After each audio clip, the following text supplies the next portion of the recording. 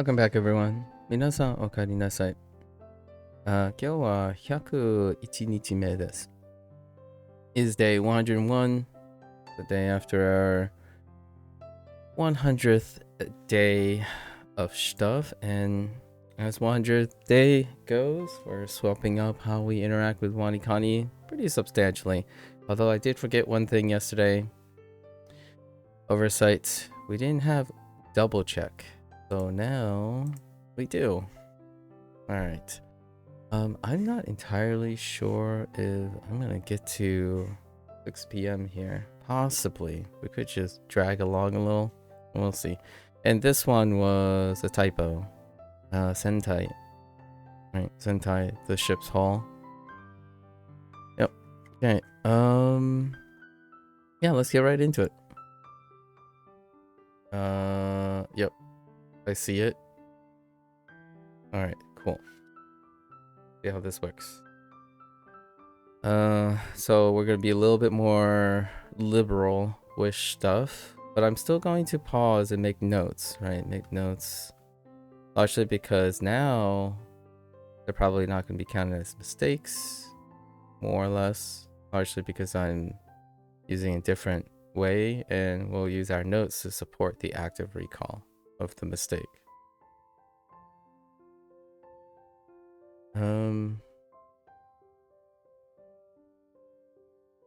転がる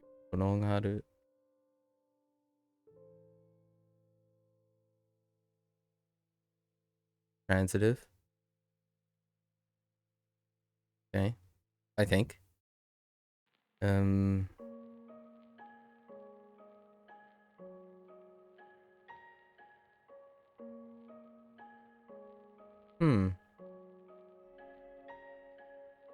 Temporary name.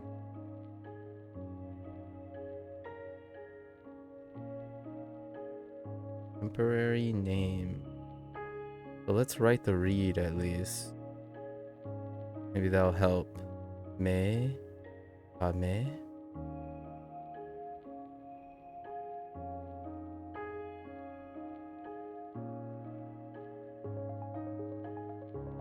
It can, that's possible, but it's not the reading pairing you learned. Na? You use na? I like this now because now I can test the shaking thing. Na. Oh. Context sentences aren't working. Let's quickly refresh first. Okay. I have to be in it and then refresh. Okay. I was gonna read the context sentences because it's a vocabulary word. We'll come back to it.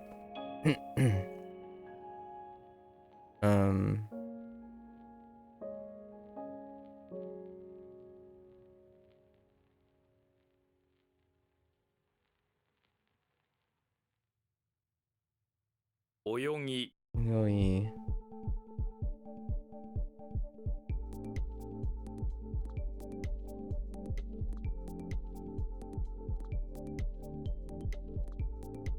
Saikin.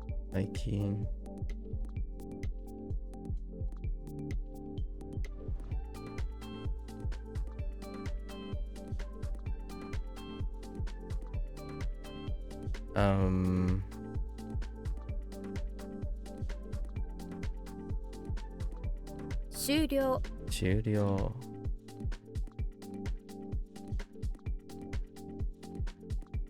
Okay. 自転車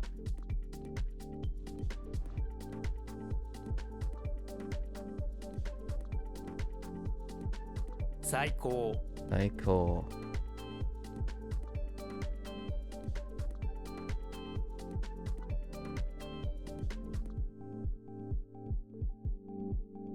起きる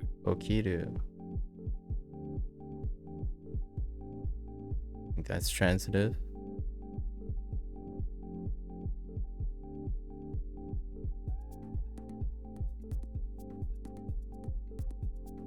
Oh. How do I do this? Yeah. 去年 Yonen.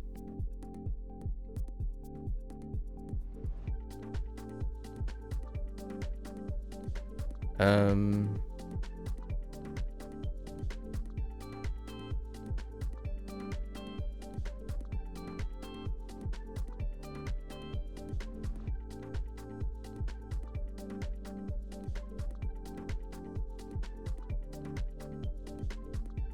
Wrong investigate.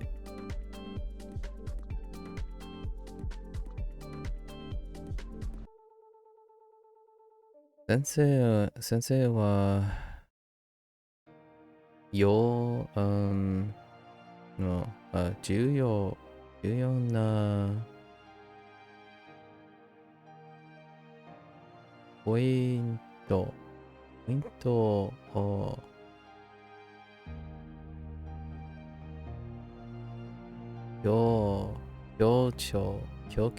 強調しました。Wrong investigate. I'll go 強調 Strong investigate. Be to do something pointo. Important point. Make a main point or an important point. The sensei made a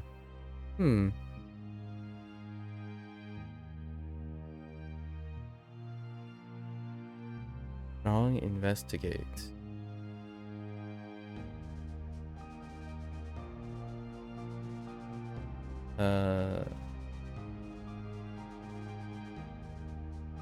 So an emphasis. So the teacher made a strong. The teacher emphasized an important point. Okay.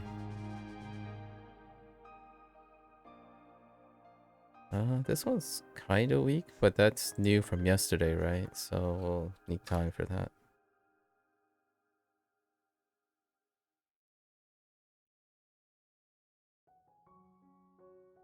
Ashu. 歌手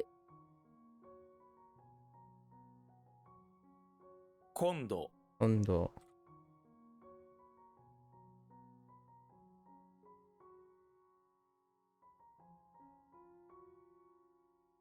Um. 終点 U10.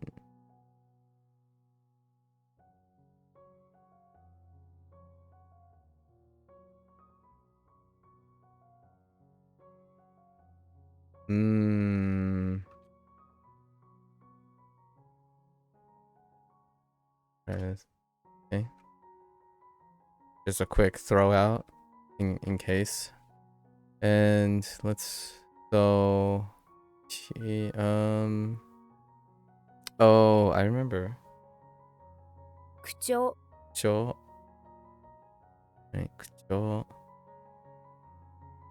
Mouth investigate. This is from yesterday as well. Let's read. Ane ni. That's.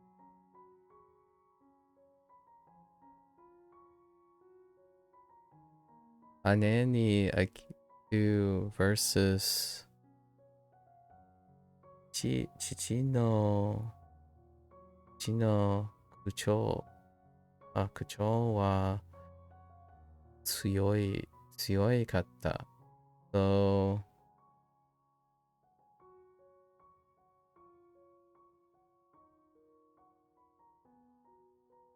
something strong. This strong. The father like challenged. Right, opposed the sister. Was strongly investigated the sister or challenged the sister. He was firm about this. or made a firm or strong point against the sister, the father. Uh, something about being against. Tone. Yeah, tone. Tone. Or verbal expression or something. Tone. That one was from yesterday, so still a little bit weak. 当て字 Ateji is ateji. Oh no. Motomo.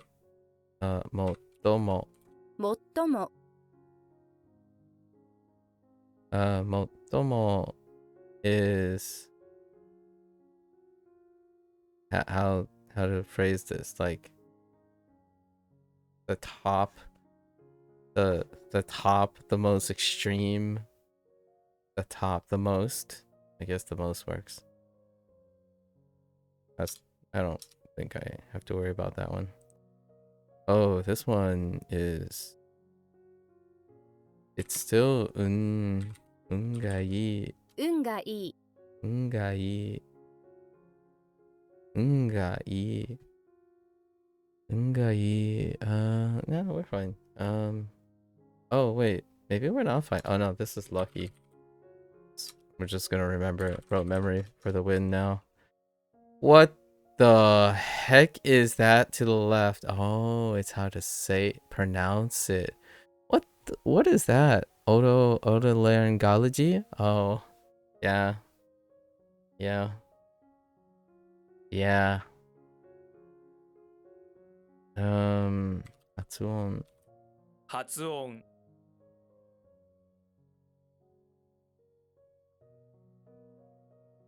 Listen? 聞く Oh, I need to write to listen. Okay, so there's a lock on remembering the two, which is nice. Which obviously I wouldn't have seen because I was so dedicated to distinguishing, right? Distinguishing. To do something, I don't, it's interesting. I think now I'm a little bit torn, right? For Hanzahiro, I don't view Chinese in the infinitive when I read the words, but Spanish, I view it in the infinitive a lot of times because of conjugation. And then Japanese, there has to be a distinction between the infinitive, and so I'm kind of a little bit torn. So far, it's against Chinese, obviously, because Chinese doesn't conjugate. So whenever I'm like a bit torn half and half. When I read a kanji, I'm not seeing infinitive, but when I'm reading Spanish, I'm seeing infinitive. But in Chinese, I'm not seeing infinitives because and the competition here is in Chinese we're reading the same characters, right? Or similar characters or the same system of writing, but in Spanish we're reading the conjugation that overlaps with Japanese kana. such a funny thing. 最終 Nice you. Wait, you don't take the end? Oh, just kidding. What? Most end, most completely? Do you say completely? What? What do you want from me? The last? Oh. Alright, we're gonna add a few things here.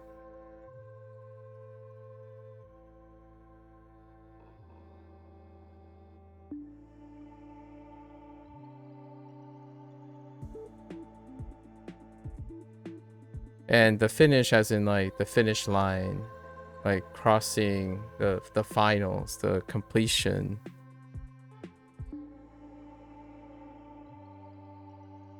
Okay.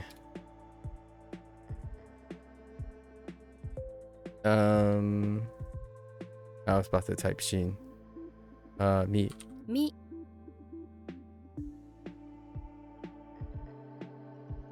This relieves some things. It's encouraging me to speed up. 名車 Meisha.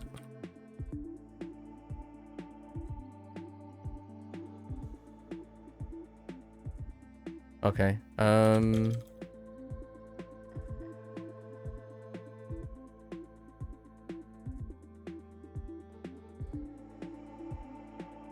Oh.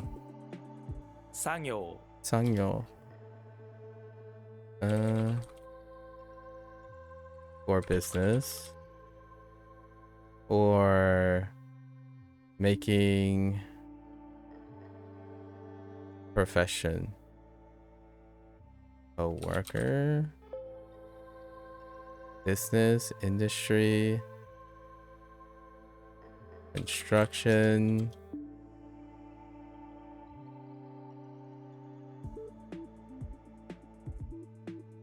Alright, let's read this. これから make stuff, right? これから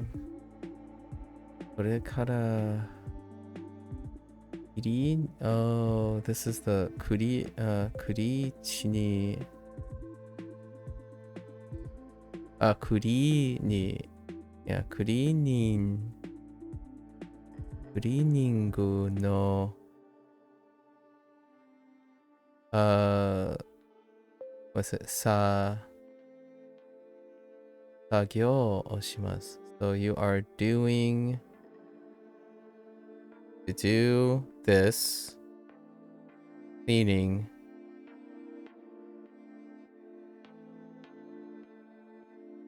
from here. From where do you do this clean? Get this or to do this something cleaning. Work? Is that what you want? Yeah. Wait, did I not type work? We're gonna say business. Not in like a business sense, but business like errand. Task. I should have task. That's a good one. Task. Okay.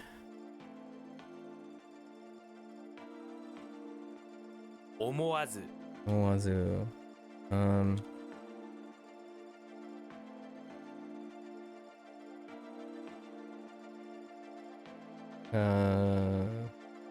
Ne? Oops. Oh. 打つ It's a.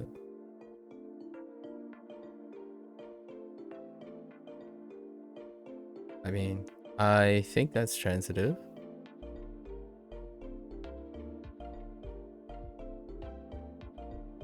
Ooh. It's not that.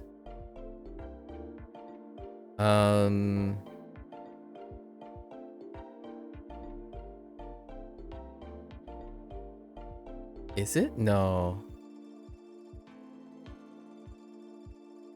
I keep leaning towards Narabu, but it's not a Narabu.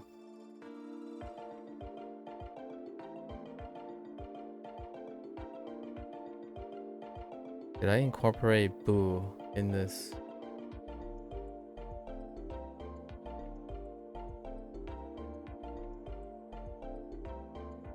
Hakobu. What the heck was Hakobu for?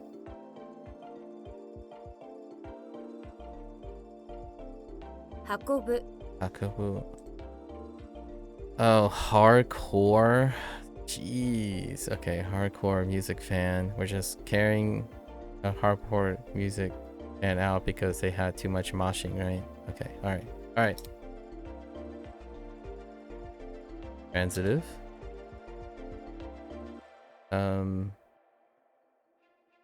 I've been doing well, Gecko. Thanks for asking. How have you been? What is up? What has transpired of interest that you're willing to share since the last time we spoke? Investigate child. Child investigation. Yeah. Oh, there, Curdle. Yes. Thank you. In this day 101, we made it. 調子 Oh, shit. Investigate child. How did this work?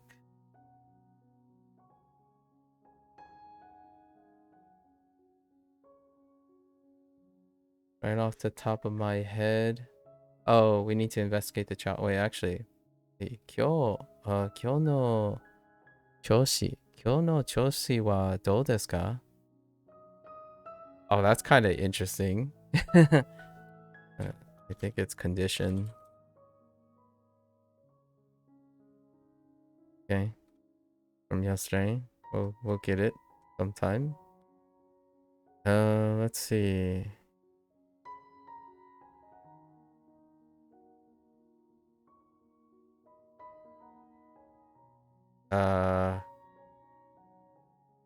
Dan hair. Wait, did I not? I swear I just got this in Hanzahiro yesterday too. Oh no, maybe not.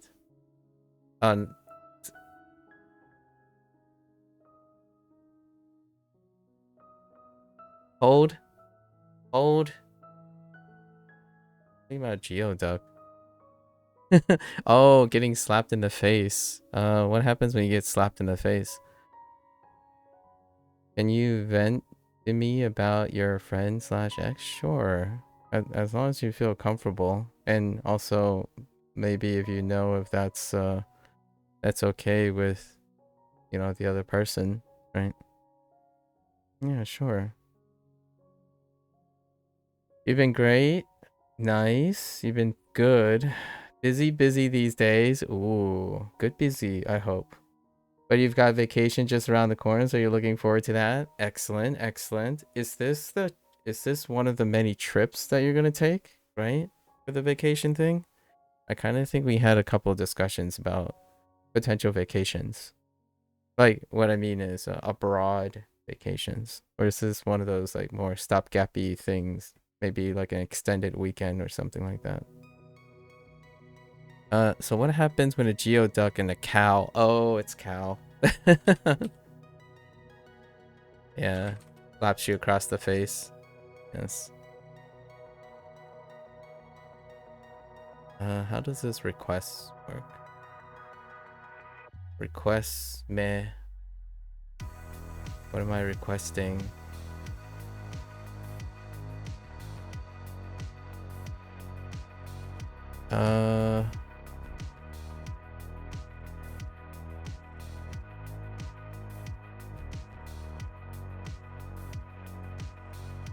Who's requesting me stuff? Guess I kind of rushed this bit. So things are a little bit meh right now.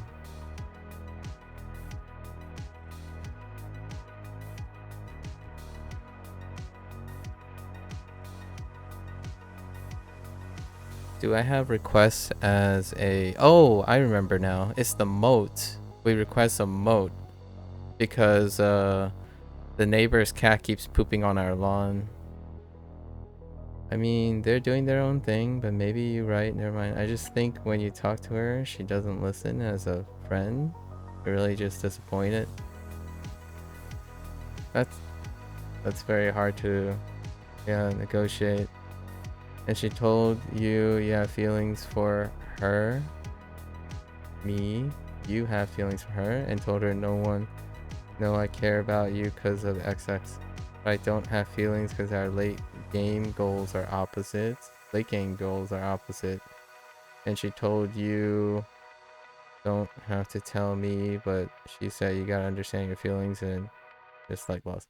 Yeah. That definitely sounds from her perspective that she's setting boundaries.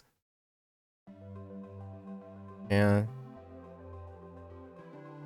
That's kind of tough.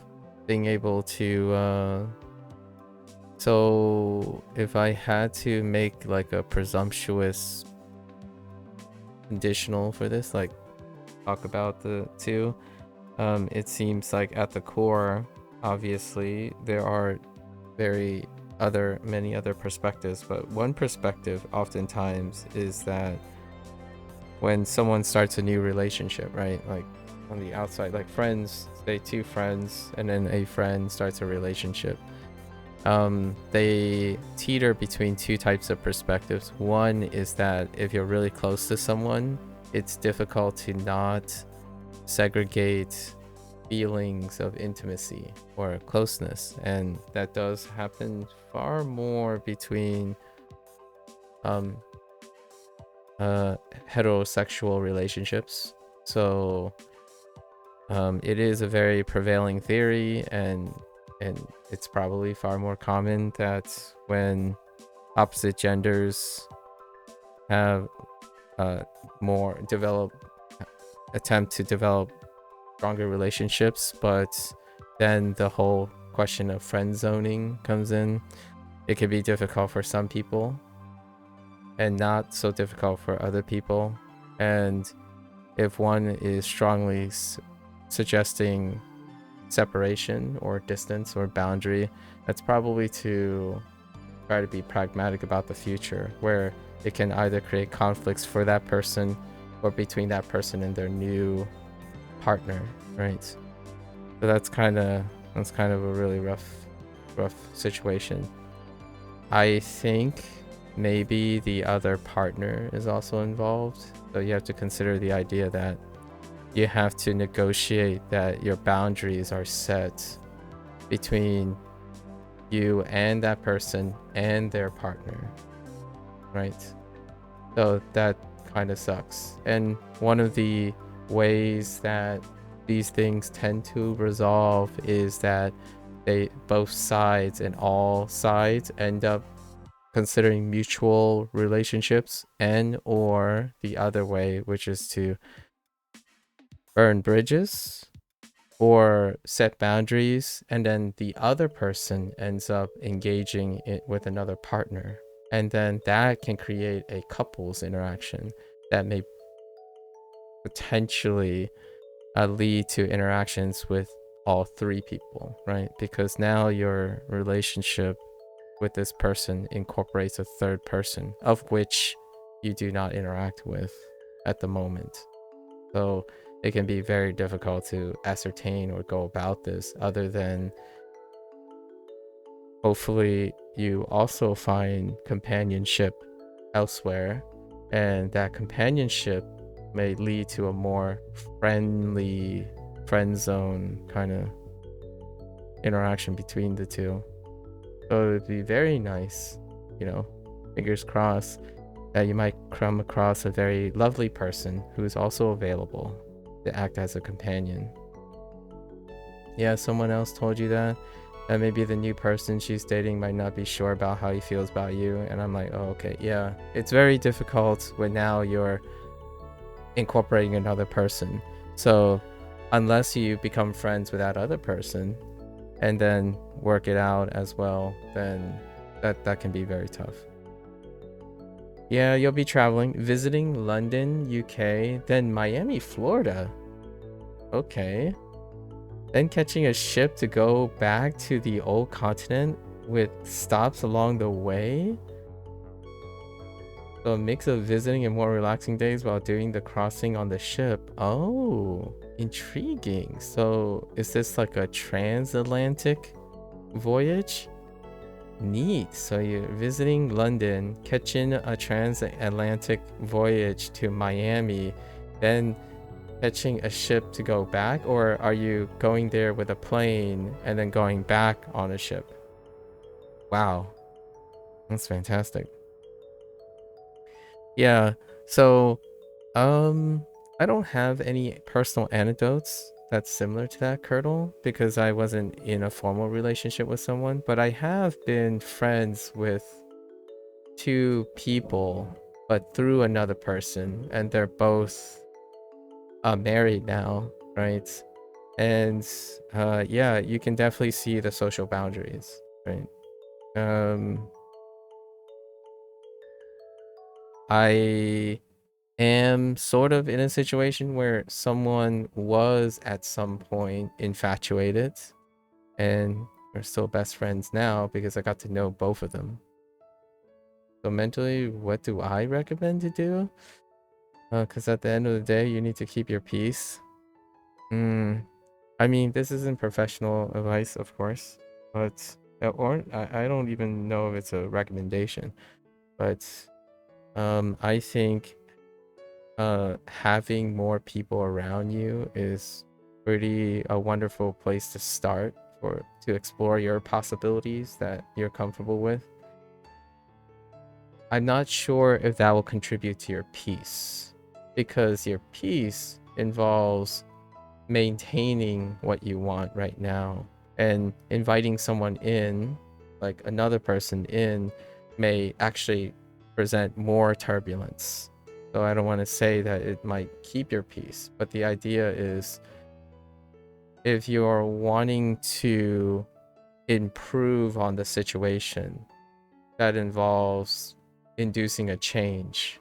As far as it seems here, it's unlikely that it would change if you continue to maintain what you're trying to do now, because that person is likely changing, and you can choose to try to resist the change by like imposing, or you can try to change with them and still possibly maintain a relationship with your friends, right?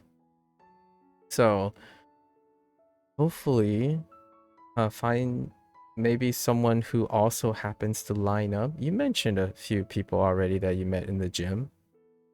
Now is the time. Or like you can entertain that idea now, right?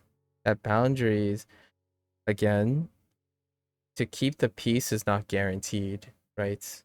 Introducing people create turbulence. So, but the turbulence can lead to a greater, different type of peace.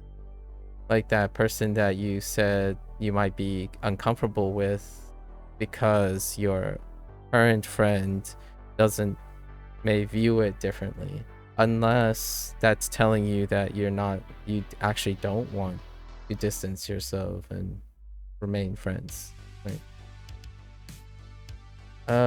Yes, crossing westward. Okay, so it's a mix of more relaxing while doing. Okay, so it's a mix of visits and more relaxing days while doing the crossing on the ship. Yes, plane crossing westward, then by ship for the eastward return journey. Okay, unfortunately, in a way, that would mean you will dial back on your language learning during the trip, well, except for your English, I guess, which you will practice actively. That's fair. Um, when you're, well, you're definitely gonna be practicing your American English, right, Gecko? Your American English. I'm actually kind of curious how you feel when you suddenly. I haven't gone to like overseas at all, like in Europe. So I don't usually make that transition, but when I went to New Zealand, it took like less than a day to get used to everyone not speaking with an American accent. Like it felt like home, largely because I feel British English and American English has this like media centric thing, representation in my life, right? I like watching British productions a lot of times, and or the ones of European stuff, and it takes a little adjustment, but at some point I also end up sounding like that, like for a temporary situation. Like whenever someone says certain things to me after a while, I'm like, oh, I just found myself saying that too. So it's kind of fun. It makes me want to go overseas and take a trip back over here. Thanks. So make new friends, get out of that environment, because it's like what you said, maybe boundaries are needed to be hard set. I think new friends, new people leads for new possibilities. Now,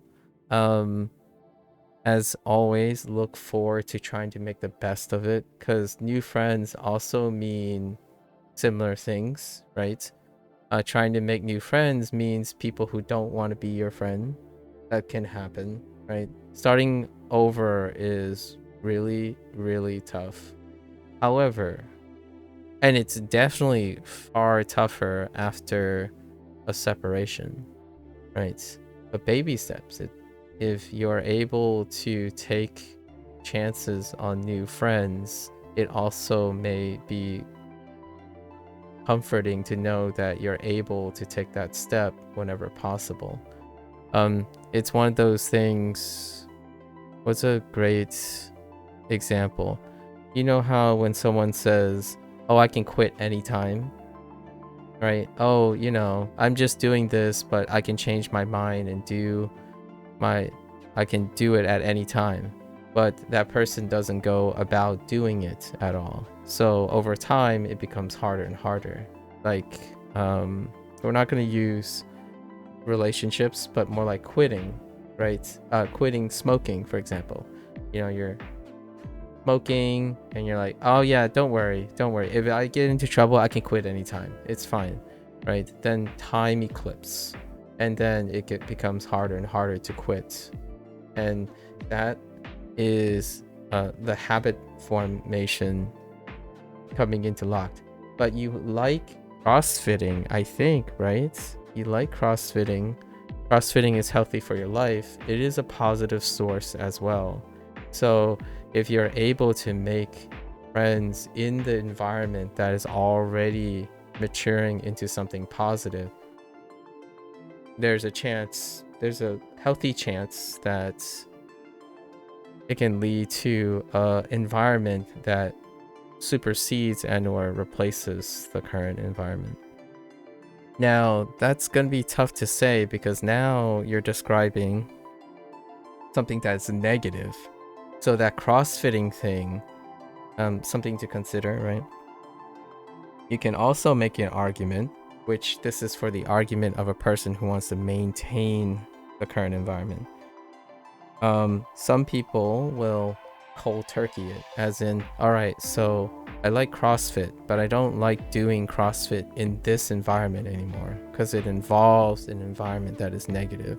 So a change in environment can do that, which is to go to a different place, but still try to latch on to all that is positive about it and mitigating what's negative about it. I don't know what that's going to look like and how accessible all of that is. However, I don't want to make it sound like making new friends is trivial. It's actually very difficult. I think for myself, for example, this conversation we're having now with Gecko, you and I, Gecko and Procall, well, only 3 months ago, it was 3 other people. They're no longer around. And then 3 months before that, I talked nonstop for another 3 months. So making friends in most spaces are very difficult. And we're talking about hundreds of hours of investment in conversation. And that wasn't enough for one argument or one little disagreement, something like that, to have them disappear. And that's my common thing. So I might make it sound like making new friends is like, oh yeah, just go and do it. It's going to be tough emotionally and intellectually for people who have gotten used to being with one person and dedicated to one person. I know for a fact that whenever those people I speak with hundreds of hours, they're like, oh yeah, in a year, I can't wait to see what you have done. We're going to chill. We're going to talk in Chinese and Japanese. And in the back of my head is like, this is statistically unlikely to last for more than a year, if not 2 years or 3 years. So we'll see what happens then. So even in the back of my head, I'm used to the idea, like, statistically, meeting people online, spending hours in a condensed form of time of conversation would not guarantee friendship for an extended amount of time for the vast majority of people. Like, I've talked to someone just recently, just turned over, because I know the warning signs for myself. This person basically like ghosted most several places, and that's your general pattern. So like I don't have any hard feelings. I've that person, I tell that person the same thing about burning bridges, so they clearly understand how to burn bridges, and you move on. So the reason why I'm saying this in a calm manner is because I spend most of my time doing that. So when you're making friends, I want to be level-headed with you here. Many of them aren't going to be friends. They may interact with you from time to time, but you're also trying to be choosy and picky, because friends, you're trying to look for a friend for life, right? You're trying to have that one again. So hopefully good luck with that, right? Let's see. You've heard. Well, okay. You'll spend a few days in the UK as well, so you'll practice both. Oh yeah, that's right. I wonder how the Belgium accent differs from the British accent. It took me like a month to be able to differentiate between an Australian accent and an English accent. I couldn't really do well with the Kiwi and an Australian, but an English accent was different from an Australian accent and a Kiwi, New Zealander. But I could not tell very well if someone was Australian or New Zealander, even despite being there for like 3 months. You do pretty well with standard British accent, but of course there are plenty of local variations which are a bit more difficult. Yeah, local variations for sure. The British accent, from what I gathered online. You've heard that Scottish accent, for example, can be tough even for Americans. Yes. Ooh-wee. Oh boy, it's fun to listen to though. And by the way, congratulations. Yeah, we reached level 10. They're saying you make people you have arguments with disappear. Suspicious. Yeah, they just disappear, man. Never to be heard from again. Won't cross me. I'm kidding. Mutual separation. We're adults. We can choose to, yeah, have met some people. Okay, so you've met some people there and we go together, but yeah, you definitely like that box because it has so many friendly people. I see. That's crazy, but arguments or conversations are best for learning, in your opinion. It's useful for conflict resolution. So I do it. I confront arguments early stages. So my friends are few, but they are incredibly sturdy and resilient people. So I personally, right, I'm getting older and my time is relatively stretched thin. So are my friends. So through that process, it comes with strong selection. So if someone still pops in every 3 or 6 months later and we're still catching up, that's what I do with my closest friends. Actually, sometimes my friends and I catch up like once every 2 years. But when we do catch up, it's an awesome time. It's a time where every time we catch up, it's like, where did the time go? Right? Where did the time go? Like that's usually the situation.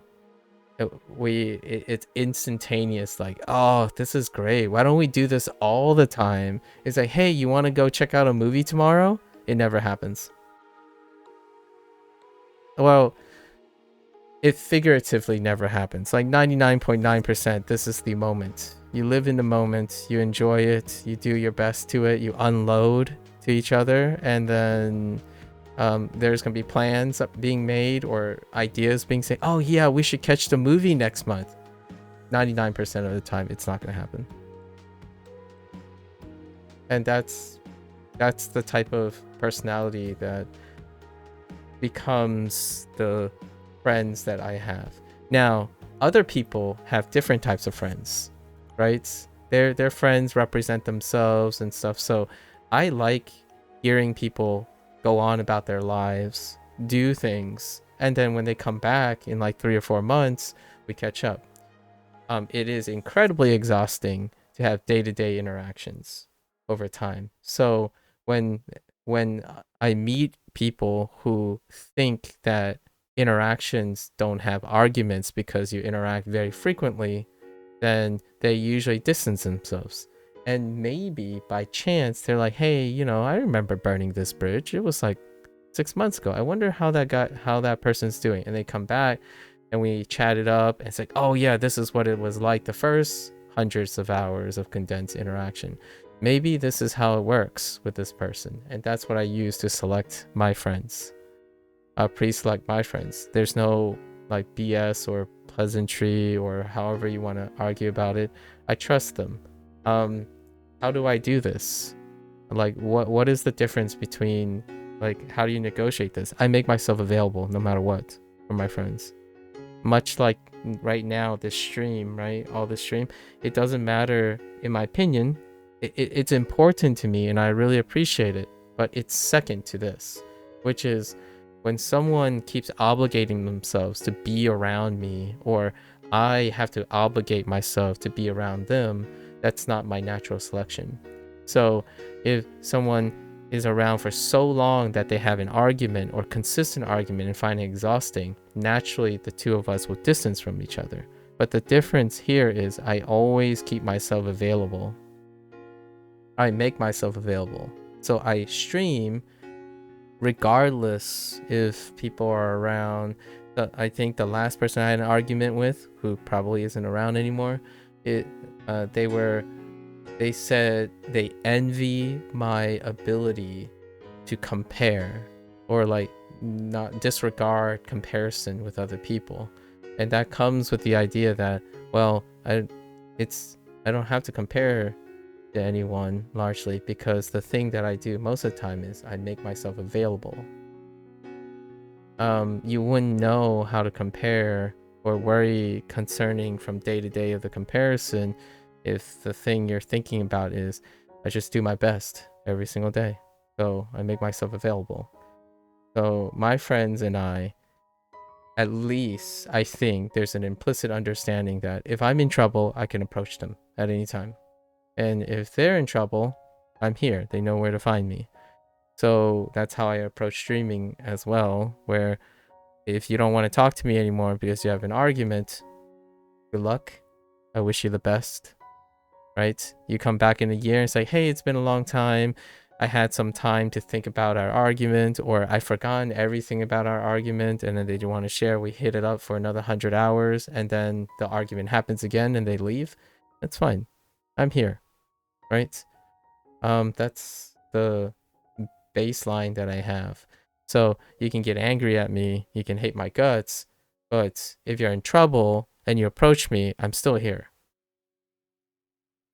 That's the I was talking about relationships. Like someone asked me, like various people asked me about relationships and partners. It's like I stand by the idea that I'm the fallback person.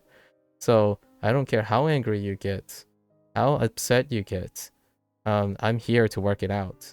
So if you want to talk, we'll talk. If you want to burn that bridge, you can burn that bridge. I'll stand at the bridge. That's fine. Like, when you need to reconstruct that bridge, I'll help you reconstruct the bridge. And I'll keep doing that until I guess someone burns me down. That's the end goal here for me. So it's very different, though. The thing I'm saying is coming from a position that I feel is much older, and also lots of less needs. I don't have lots of urgent needs. So if you're feeling really down and negative every day, or having concerns about your well-being, it's great to be proactive about it. So the thing I'm saying is not very proactive. When you're saying, I'm just going to make myself available, that is not proactive.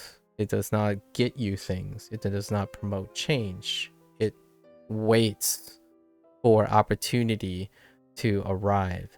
So I'm sharing this as a contrast that the things I'm trying to say is often more proactive for people who may want action and change. I'm pretty comfortable, at least I'm fairly comfortable, so I just wait for opportunities. And how do you wait for opportunities? You make yourself available so that opportunities can present themselves. That's probably a different look at making friends. You like to watch Taskmasters. Don't know if you know this program. Interesting. Taskmaster. I don't know this program. I don't. Oh, but I do recognize 3 of the people on this. I do recognize 3 of the people on this promotional video. Sure. I might as well give it that a look. I haven't watched programming yet. I feel like I've seen a clip of it, especially the guy with the darker skinned guy with the particular characteristic, well-groomed. I might have seen them in a different program though, not this particular program. And they have a UK, Australian, and New Zealand version. That checks out. UK, Australia, and New Zealand. Yeah, that's pretty much the extent of your exposure to Aussie and Kiwi accents. I see. I'll have to check it out. Which one's the parental? I'm guessing it's a British program, right? Oh, it's past 6, so I got more reviews as well. Nice. Okay. I was asking myself, how long can I extend to get to the other review that's at 6 p.m. We nailed it. So wait, what was this? What am I requesting? A mote, right? Motomeru. 求める To request something. So transitive.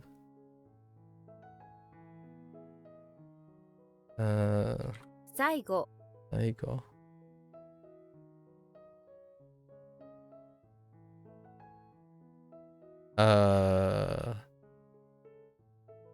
After?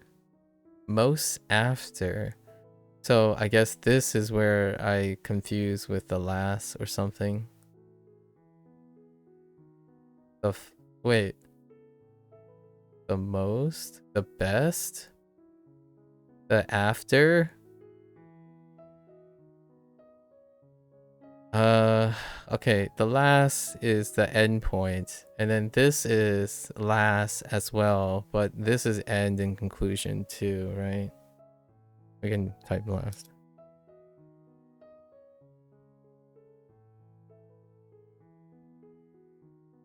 Yeah, I have like hurdle in case I mean, I might be way off the mark on some of these people, right? They might think differently. And generally speaking, there's a stepwise flags along the way that I've curated over the years on how an internet person becomes a personal friend or becomes a common interactor, and then that common interactor becomes a friend. And my success, I already mentioned this earlier a couple times, my success rate is like 1 in 10,000, or no, 1 in 1,000 maybe. So for every 1,000 person, I might have a long lasting conversion of an online person that I've met to a, like, I think I'm fairly excellent and proficient, maybe sufficient. We'll use the word sufficient. I think I'm sufficient at conversation and conflict resolution. And with that, I still have a success rate of like 1 to 1,000 when it comes to taking chances on someone, establishing a friendship. that friendship becomes casual conversation and punctuated life experience changing, which then turns into some regular interaction that is of personal and confidence. So like I don't talk about these people because I have confidence with them, like the details of these people. And that's when we know that we've entered a clad of friendship, because then I have to respect their confidence in me, which is, by confidence I mean like personal stuff. So it's not mine to share, but I can tell you that there was 3 in the last 6 years. So that will tell you, if I encounter 100 people per year, that's, or at least 100 people per year, and do this routine over and over again, right? And try to improve and figure out how to be more successful at this, because I kind of like having online friends who I haven't seen in IRL, but we interact in a way that kind of represents how I interact with my IRL friends, that kind of thing. It's probably 1 in 10,000. I mean, 1 in 1,000. I'm kind of hitting above the mark right now, having 3-ish people since the last 6 years. Put everything into relative perspective. In my 38 years of life, I could honestly say I have 4 best friends. So it took 4 years. It took 38 years to curate 4 friends. That's kind of to give a relative, not that I want to make it sound overwhelming, but on a high note, they are worth everything. So if you're asking, maybe the next one doesn't work, it's the next one, then the next one, then the next one.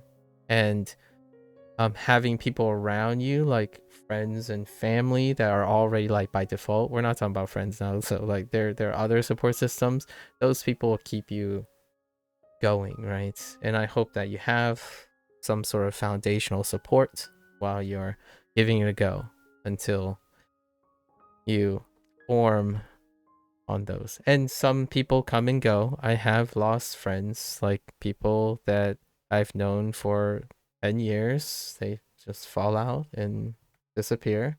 So they're tangentially there, and we're both aware that we're both present, and that's kind of it. It's a comedy show. It originated in the UK. Yes, okay. So the UK version has many seasons. 19th coming soon, you think? And you've kept up with these 19th seasons, Gecko? So if I'm like to binge this, we're gonna have things to talk about here. Aussie and NZ version, not nearly as many. If you like British style humor, it's worth a try. I watched all of the British Bake Off in like a month, and I caught up with like 6 seasons of British Bake Off. I don't even know how many seasons. I'm gonna say like 8, 9, 10. I don't even remember anymore, but I used to like watch lots of British programming that deals with like a comedy show that involves tasking people to do things. Oh, which by the way, Gecko, do you watch Grand Tour at all? Grand Tour ended recently, and that is what I mean when I'm talking about like a comedy show that involves a theme around it, but it's actually the chemistry between all the hosts. But Grand Tour is a great example, and they are indeed bona fide British people. I watch Clarkson Farms now, and Clarkson Farms new season is coming up soon. So Clarkson's Farm and James May's Our Man in a Country. So he did what? Our Man in Italy, Our Man in India, and Our Man in Japan. So James May. And James May and Clarkson does their own thing. I haven't watched whatever, I forgot what's his name. I keep forgetting the younger of the 3. I think he's the younger of the 3.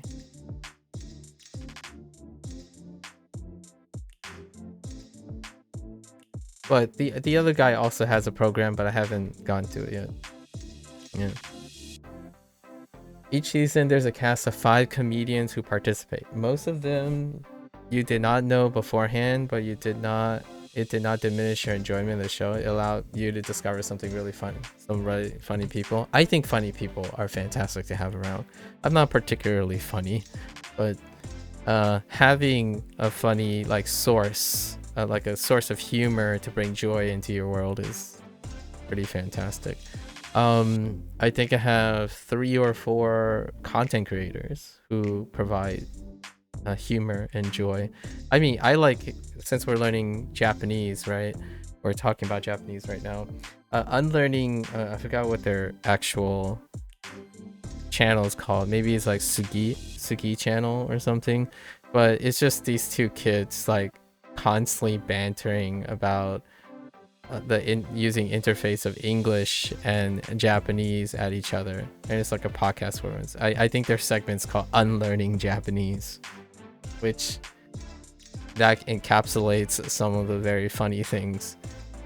You've probably seen clips of them. I think they're trending really hard right now, so you probably came across them on YouTube, where it's a straight man. It's Japanese humor, but with English and Japanese. It's the straight man and the funny man, right? Routine. It's Osaka humor. But the idea of Japanese humor tends to center around language. And this is a stereotype, but I'm part of the stereotype. I embrace this particular stereotype because it's accurate to me. I like word puns, especially if they are multilingual stuff, so like bridging gaps and misunderstandings. So these 2 guys do a straight man, funny man bit. So the 2 hosts, it's arranged like a podcast, and the other person is like, how do you say return? And then the Japanese person say kairu. And then it's like, so how do you say to exchange? Kaisu. Okay, so what's the difference? To return, kairu. To exchange, aisu. And then there's a pause. It's like, but wait.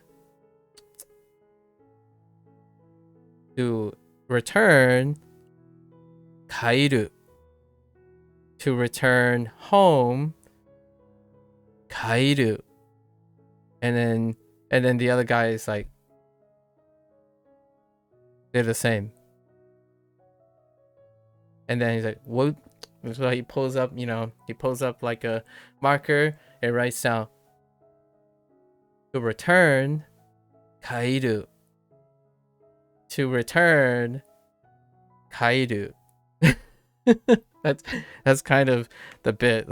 So they just go around and find homophones, homonyms, and do the thing that I typically do whenever I have a opportunity, when someone enjoys language learning the way I do, where you interface in multiple languages, so that oh yeah, that's really funny. It's not more of a, I think for me, I like doing this because it's my brand of humor that breathes life into something that can become a source of negativity.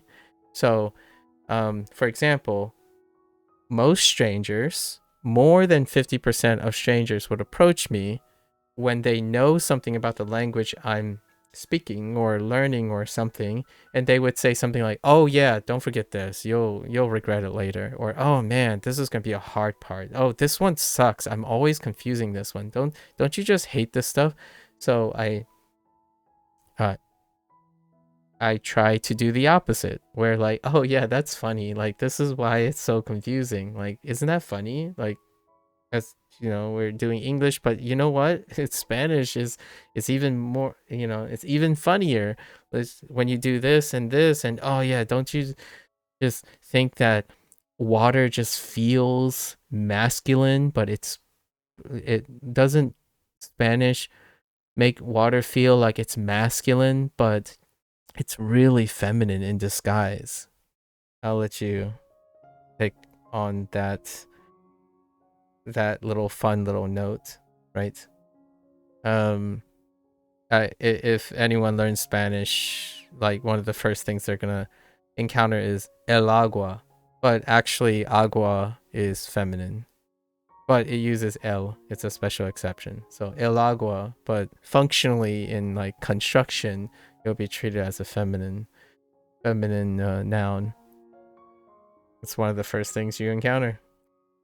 You haven't watched Grand Tour nor any Top Gear, but you do enjoy watching most British entertainment, game shows, etc. I like the humor and the vibe. Would I like to you is another stand up for me. Would I like to you? Would I lie to you? Is that it? Interesting. Oh yeah, I do like this one. Oh no, wait. Just kidding. Is this related to... Oh no, it's not. Okay. There's another like talk show host like thing that this reminds me of. I lied to you, huh? Okay. And then okay, so no Grand Tour, but Clarkson Farms. That's fantastic. Oh hey, there's the Daily Bot reminding me to ban them. The daily Twitch bot reminding me that I'm also live on Twitch. You love Filomeno. Oh yes, I did watch a bit of that. Yes. As you like history a lot and you can kind of learn stuff if you can manage to see through the humor. Yeah. Yeah. Philomena. That's a newish one. Which by the way, as a British programming, right? Somewhat British programming related thing or British production. What you call it? The new season of Black Mirror is coming soon. I just saw the early like pre-release reviews and stuff. I did see some of the episode titles, and they do expand on some of the existing storylines. Sorry, spoilers, but I won't tell you what they are, I suppose. There's one that rings true to my heart, and I'm happy to hear that it's coming back for a second episode. That's crazy. Black Mirror has storylines. Yeah, so occasionally they would do follow-ups to specific storylines. So they're episodic, but some of them are connected in serial, but they are infrequent. So you're not expected to see them continue. But there is one that's close to my heart that is the last episode of the new season. And its first episode was in season 4. And I didn't think they were going to do a second bit on it. So it's pretty neat. You should really watch Clarkson Farm. It's the 10 highest rated documentary on MTV. Yeah, Clarkson Farm is amazing. It has such a wholesome message as well. You take a goofball person, but it's so lovely. I absolutely adore Clarkson Farms. Oh, that's a winner. That is a winner. It's less of the hosting thing, but more of a host turned I want to do something. And it talks about farming. And I have a soft spot for farming because I actually spent most of my time growing up in like a interface between farmer life people and like I'm not a city person like by birth. I did spend quite a lot of time in the city and even living in the city, but I quite like the balance. Yeah, definitely Clarkson Farms is something.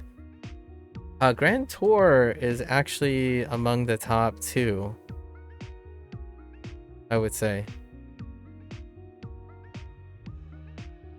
Anyways, that's probably my biggest exposure, like consistent exposure. All right. Share and tell. Sharing's caring. What are we here? Investigate. Nada. This is naraberu. Yeah, no.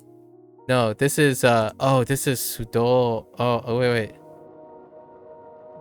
I remember this one is funny because it reminds me of sudoberi.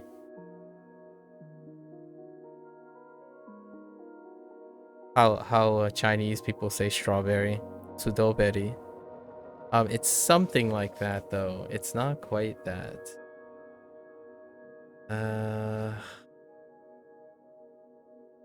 This is from yesterday, so we're still shiraberu. 調べる Shiraberu. Where does the it's something like she oh, you're investigating something because she's cheating. She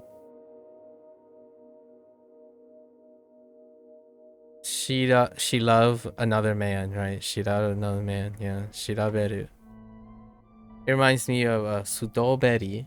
Sudoberi is how a lot of Chinese people say strawberry if you want something that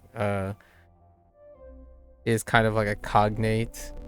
So my parents say sudoberi all the time, as opposed to the word for strawberry, which I don't know because my parents say sudoberi instead nowadays. Shiraberu. Okay. Shiraberu, this is to investigate. Aoba. 青葉 Aoba.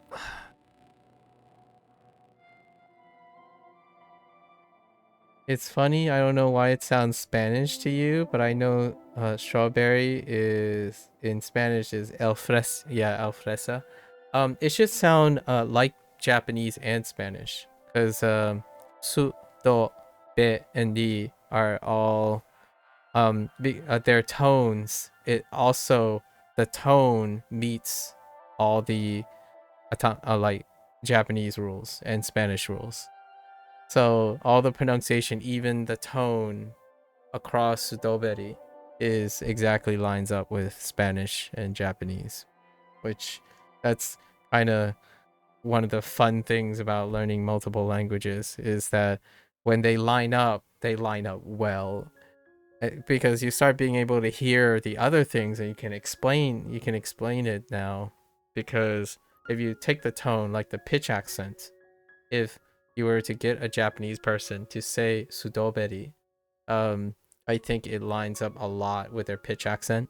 And then Spanish, that's when if it's written out like that, it would sound. That's what, in my opinion, when I read it as though I'm reading it in Spanish, it would come up sudoberi.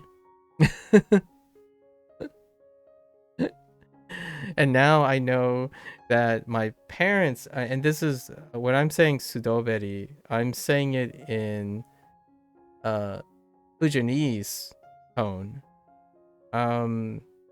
Sudoberi or sudoberi or something like that is a little bit probably closer to standard Mandarin and or Cantonese, but that tapering off and the leveling makes it sound like a little bit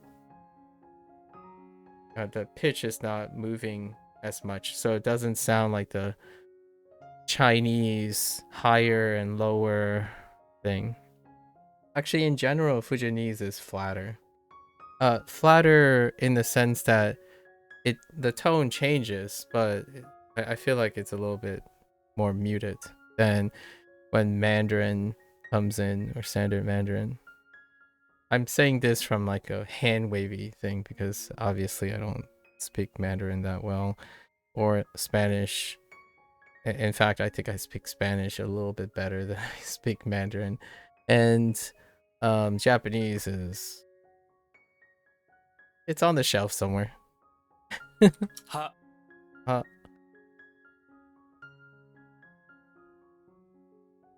I was reading one of the threads on WaniKani, a new thread. Someone said like, yeah, so now I know kanji. I've finally reached level 22. Now, where do I start reading? right? Because you since you spend a lot of time learning kanji, you're gonna eventually start reading. And I was reading the threads like, oh yeah, so wow, that's kind of late to learn how to read stuff, but you can start here and start here. They mentioned Duolingo, that's why that thread caught my attention, because I have some comments about that. But they're like, yeah, if you're already this late and you read a lot of know how to read a lot of kanji, then Duolingo is ill-fitted or ill-suited for you. And I'm like, yeah, to some extent you can make it work, but yeah. And then they would say something like Satori reader or something like that, and I'm like, yeah, graded readers would be an excellent place. And I told myself, well, yeah, it's been a while since I read a graded book. So I hopped on Tadoku, and I remember after where I left off that because of the kanji restrictions, but not the sentence construction, I was unable. It took me a while to read like grade 0 through 1 at Tadoku site. Just before the stream, I decided to click on like number 5 or number 6, and it was fine. So the reason why is, in my opinion, is the way they write the stuff is still simple sentences connected by meaning. So you can, in my opinion, interface where you take the meanings and you do the relatives with kana alone. So it was pretty fun to do that. It was pretty fun to do that. So you can bridge these things. Obviously, doing the actual thing will practice and reinforce that. But maybe that's me, because when I read these things, I'm trying to think about when I would use these things. And Duolingo did impart basic foundational repetition for seeing like conjugation, for example. When I see a conjugation, it's different from me producing conjugation. That's most definitely difficult because it's output. But when I see a verb and a predicate conjugated and I see the particles, I've seen them like 1,000 times over on Duolingo in various forms. So now that I have the meaning of most of these words, sorry, something was floating in there, meaning of these words, it takes a very little leap to relate all the words together. Does the Chinese pronunciation come from English, or is the similarity just a coincidence? Because I know Japanese has a native word for strawberry, yeah, ichigo. So I would expect Chinese to have one as well. They do. And sudoberi came from English. Yeah, it's ateji. Or ateji. I don't know what Chinese people call ateji, but the sudoberi is an example of that. Whereas banana, for example, yeah, that's it. Yeah, so it wouldn't surprise me if, oh, and then that would be a different situation. Yeah. Chinese doesn't have a separate, Chinese doesn't have a separate like katakana. So while Japanese have that system, Chinese just treat it like ateji, where they find like sibanya, idali, janada, all the proper nouns are like more treated like ateji, as opposed to having a separate writing system. So like Mari, Kaiwen, all of the, even my name, although my parents really didn't give me like my first name. Fun stuff though. And then you have like even more cryptic ones, right? Like Deguo. Deguo is off of Deutsch. So Deguo. So German country. Germany. De off of de in Deutsch, and that's it. They just add de and then put a hybrid guo, as in German world or German kingdom, or so German country. It's interesting. So you still have hybrids where you take a piece of what sounds like it and then you like smash it together, while Japanese has your convenience of katakana and segregating it that way. Although it wouldn't, sounding wise, like when you're pronouncing and sounding wise, you wouldn't be able to tell the difference. It's in the writing, right? Japanese has this convenient way to segregate on writing. So if you don't like reading, it really doesn't quote unquote matter as much because it gets masked by hearing. This, which goes back to that video comment of that person that said doing this is a waste of time because in the end of the day, it's all about speaking intelligibly. And I'm like, well, yes, if you only care about speaking, that's perfectly fine. Like, I didn't learn Chinese because I only cared about speaking, right? I can sit there around the table and talk to my parents, and then they'll teach me Mandarin, how to speak Mandarin. If I bring up a character and I'm like, why does this word sound like this and this word sounds like this, and they sound the same, and then the same thing sounds like 10 different meanings without context, and then when I'm reading something, what is the meaning of that if it can be 10 possible things? Then it's a different story. And I kind of like that. I really enjoy that Japanese has katakana for that reason. Actually, I wasn't really sure that was a usage for katakana. I inferred that was a usage for katakana because I saw it occur most of the time. Like, oh, hey, that word sounds like an English word and it's written like this. That must be how they do it. But until I learned it formally, I wouldn't have known for sure. But, you know, the thing about immersion, right? The thing about immersion learning is that you're inferring all these things, and at some time when they occur with enough frequency, that's what you assume they mean over time. And that is something that is very different from a very different feel from learning from writing in a written form. Written forms are not necessarily feely dippy, like willy-nilly, right? Like if you do not concretely get close to this thing, it is that's just it. There's no that's just it. So I do like learning through immersion and like talking to people, think, oh, that's it. Yes.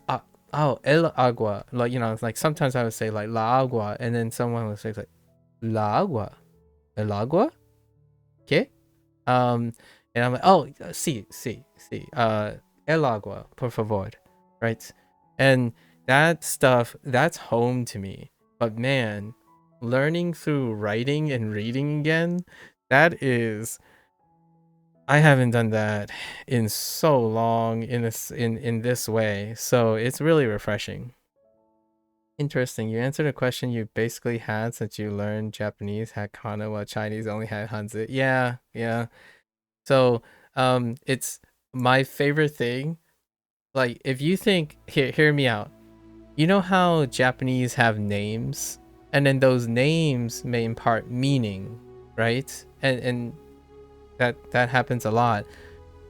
Cleverly, because their choices are separated from trying to sound like ateji.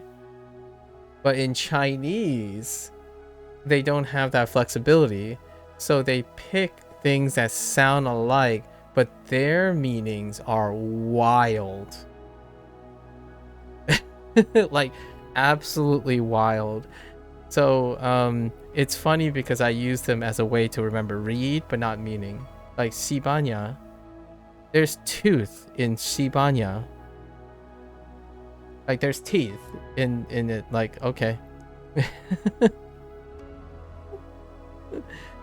Or Janada is not too bad. It's like add big take. So like you add and take big. Janada for Canada. Meanwhile, when you go over to Japanese names, like, okay, if they want to like just stick to the English thing, they will represent it in katakana. And then if they want their name to be meaningful, they would pick what sounds and is written meaningful and then speak it that way. In Chinese, when you get the ateji thing, it's like, wait, what the heck does this mean? It must be a name. I don't remember what it's called, but they give it a name. It's like, oh, this must be this type of word because yeah, it doesn't mean, it's not even close to what it is. So I don't know how common it is to say call cafe. Cafe is a good example. If you try to do cafe, like you try to use your like mnemonic devices and character meaning, and you're looking at that as like, that I don't know what that is. And then when you say it, and that's where the great thing about having hearing as well is, when you hear cafe, you're hearing cafe and cafe, right? But then you go to Japanese and you have kohi. Like, what the heck, Japanese people? I'm kidding. But you know, this is the situation where if I have 4 languages, someone is not like the other. And then obviously, Gecko, you speak French, and I'm like, what the dip, Japanese people? Kohi? What happened to cafe? Cafe? And I don't even know how to say it in a French accent, so I'm not gonna try. It's probably close to cafe, but you know, but that's still that's what's so lovely about it. Like, it's fun being different and it's fun being the same. Like, if you're not doing this, then in my opinion, language learning is gonna be a tough road if you're not laughing about this kind of thing. What's another one? Apple. Apple.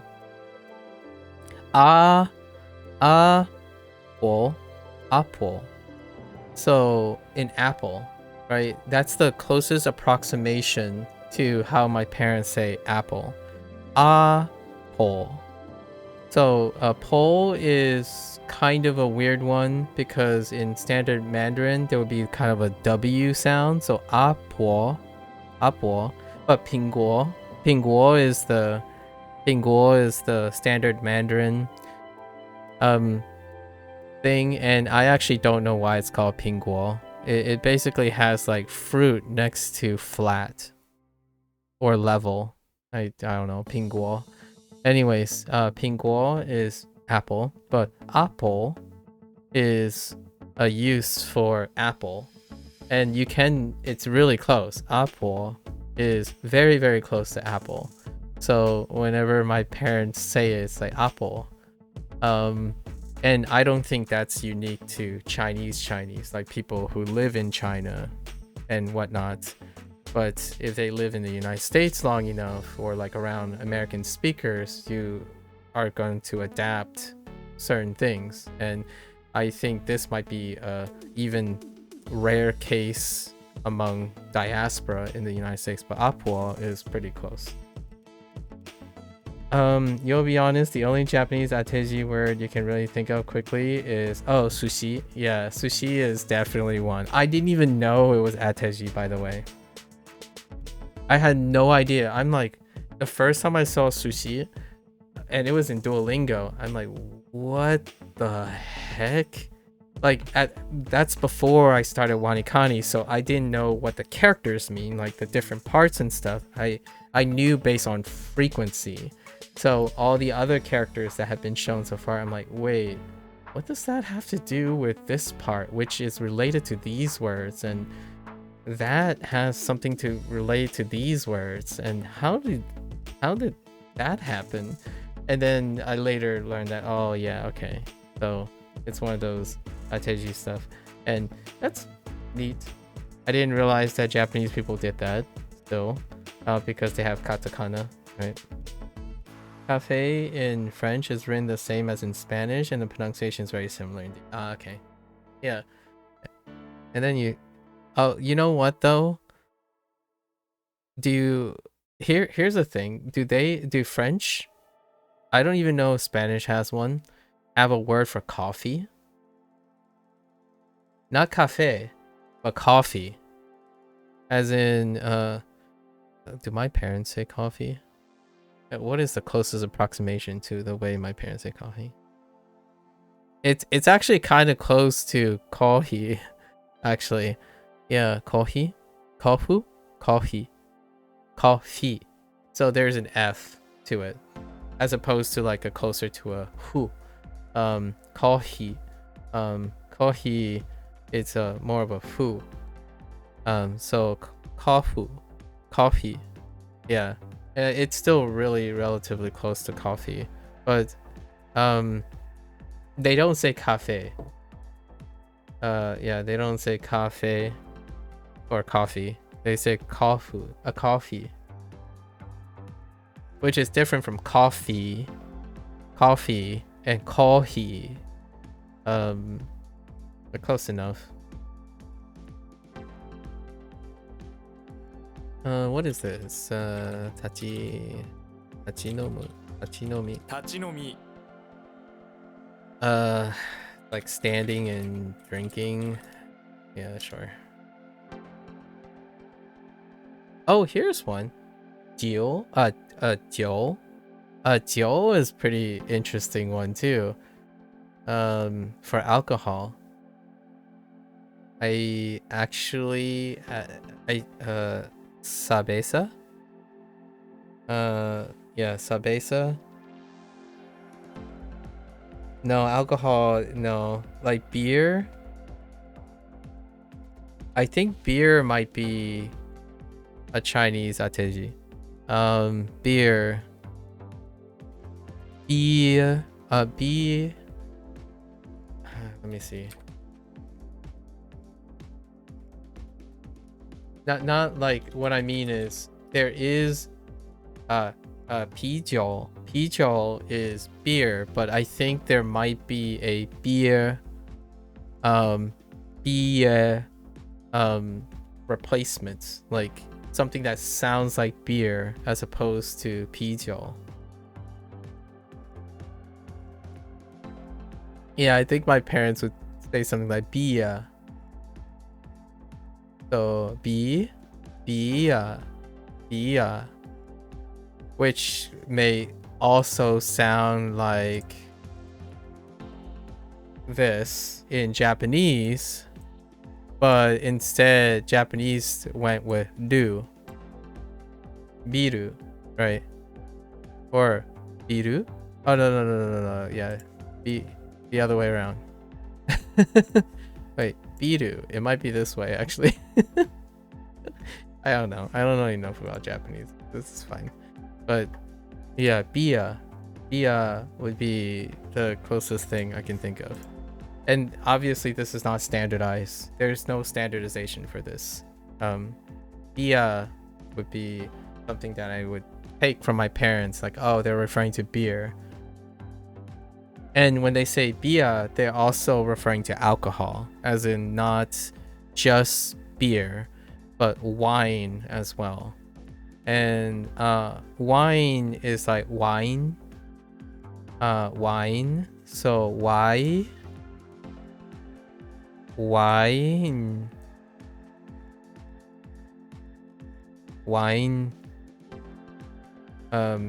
I can, oh man, just trying to sound like my parents is kind of fun. I don't know if, now I just want to sit down and just listen to my parents and be like, how do I sound like my parents now that I know enough, or I think I know enough pinyin. I have like 98% coverage now of all the syllables being represented multiple times already. So now I can kind of, the downside about this is my parents are also using 3 additional tones, and those tones I can't represent in pinyin because I don't know how to represent them. Yeah.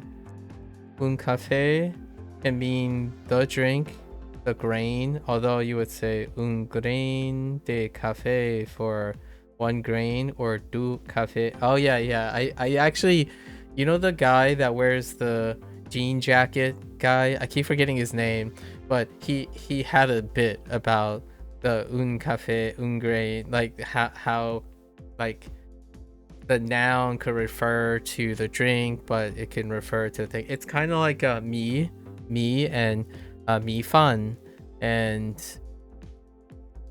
me or like so mi could be referring to the grain. Sometimes it could kind of refer to the rice, but then mi fan is referring to the cooked rice. And then fan could refer to the rice, which is typically cooked but also eaten. But then if you want to be really clear, you go 吃饭, which is to eat rice. So now this is rice for eating, which is also assumed to be cooked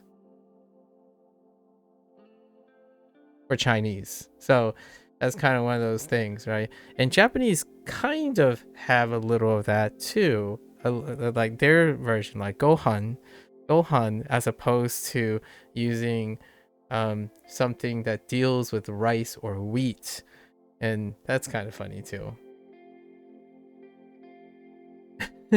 I actually don't. Arroz is my thing about rice. That's all I got. Arroz. I don't actually maíz. Mace. It's mace, right? Maíz. Mace. Or the rice grain, or maybe, or oh no, that's corn. That's not even rice. It's corn. I just said corn. So I actually don't know how to say like grain and wheat, or like separation of grain from the cooked rice and the eating rice and the.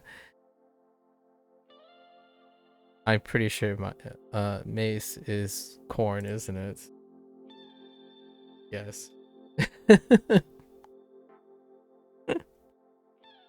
I'm thinking of like potato chips and rice crackers right now. All right. We're fine. Oh, wait. This one is weird. So, thousand li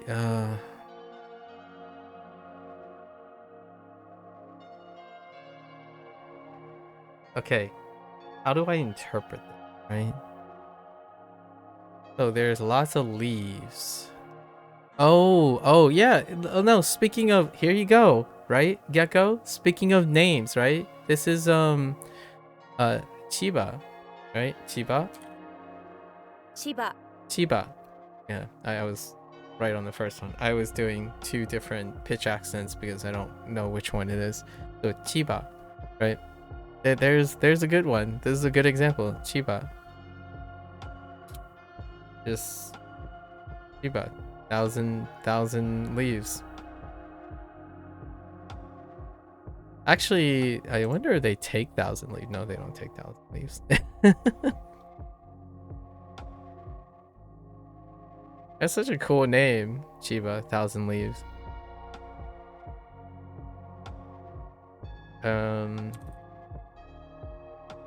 体重体重。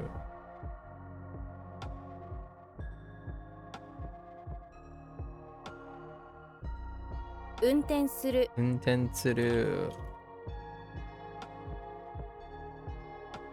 勝つ勝つ。泣く泣く。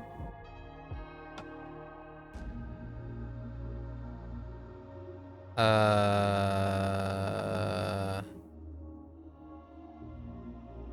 あー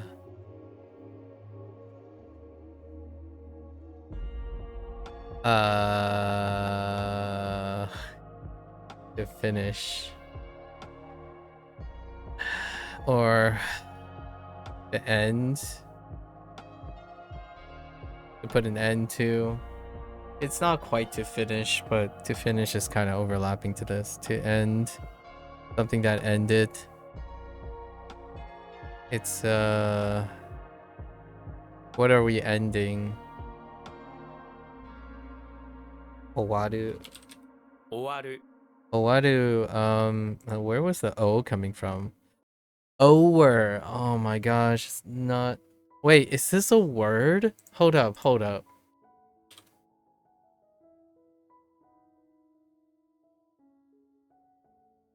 No.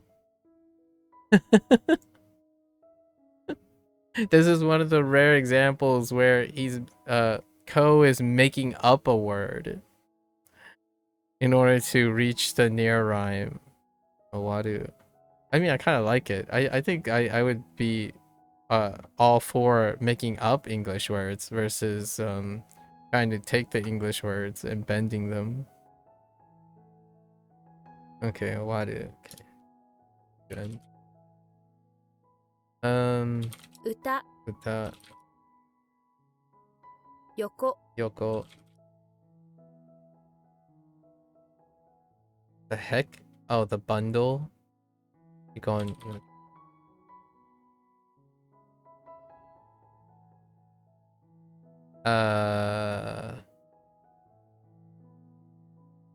Why? Oh, I forgot to refresh before. And this one, I tried Kame, and that's not it. So this is a special one. Verse, return, versus or temporarily name. Well, let's read this. It's a question. Okay.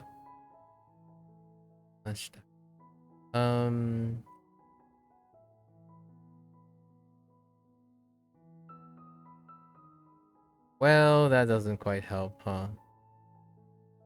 Mo, subete no something o gaku with nama, mana, manabimashita ka, manabimashita ka. So, like, did you learn?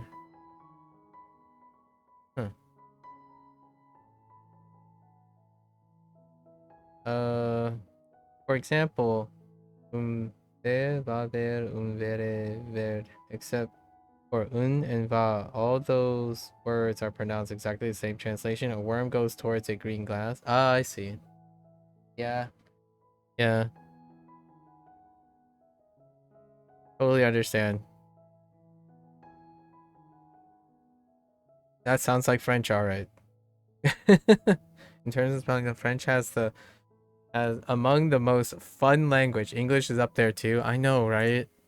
I think secretly, you know, the joke, right? The running joke between English and French, right? Especially American English and French, is that they're having a competition on who could make the language most obtuse and possibly confusing and filled with exceptions.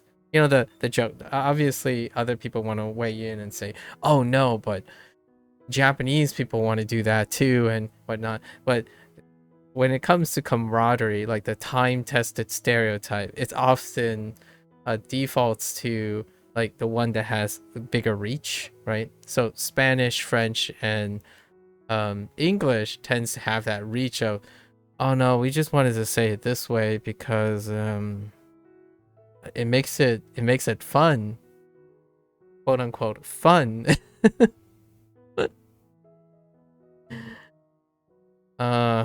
Although I do have to admit, when it comes to like things sounding the same, right, homonyms of the macro languages, it's probably Chinese of the macro languages when it comes to like linguistic counts.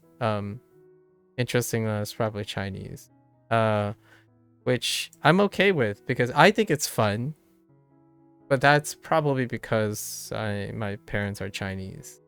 It's like, oh yeah, isn't it fun when you like read 6 different things and they're all written different ways, but when you go to say them, they're still the same. Oh, which right now, if I have a personal shout out, in Mandarin when it comes to reading, is ke.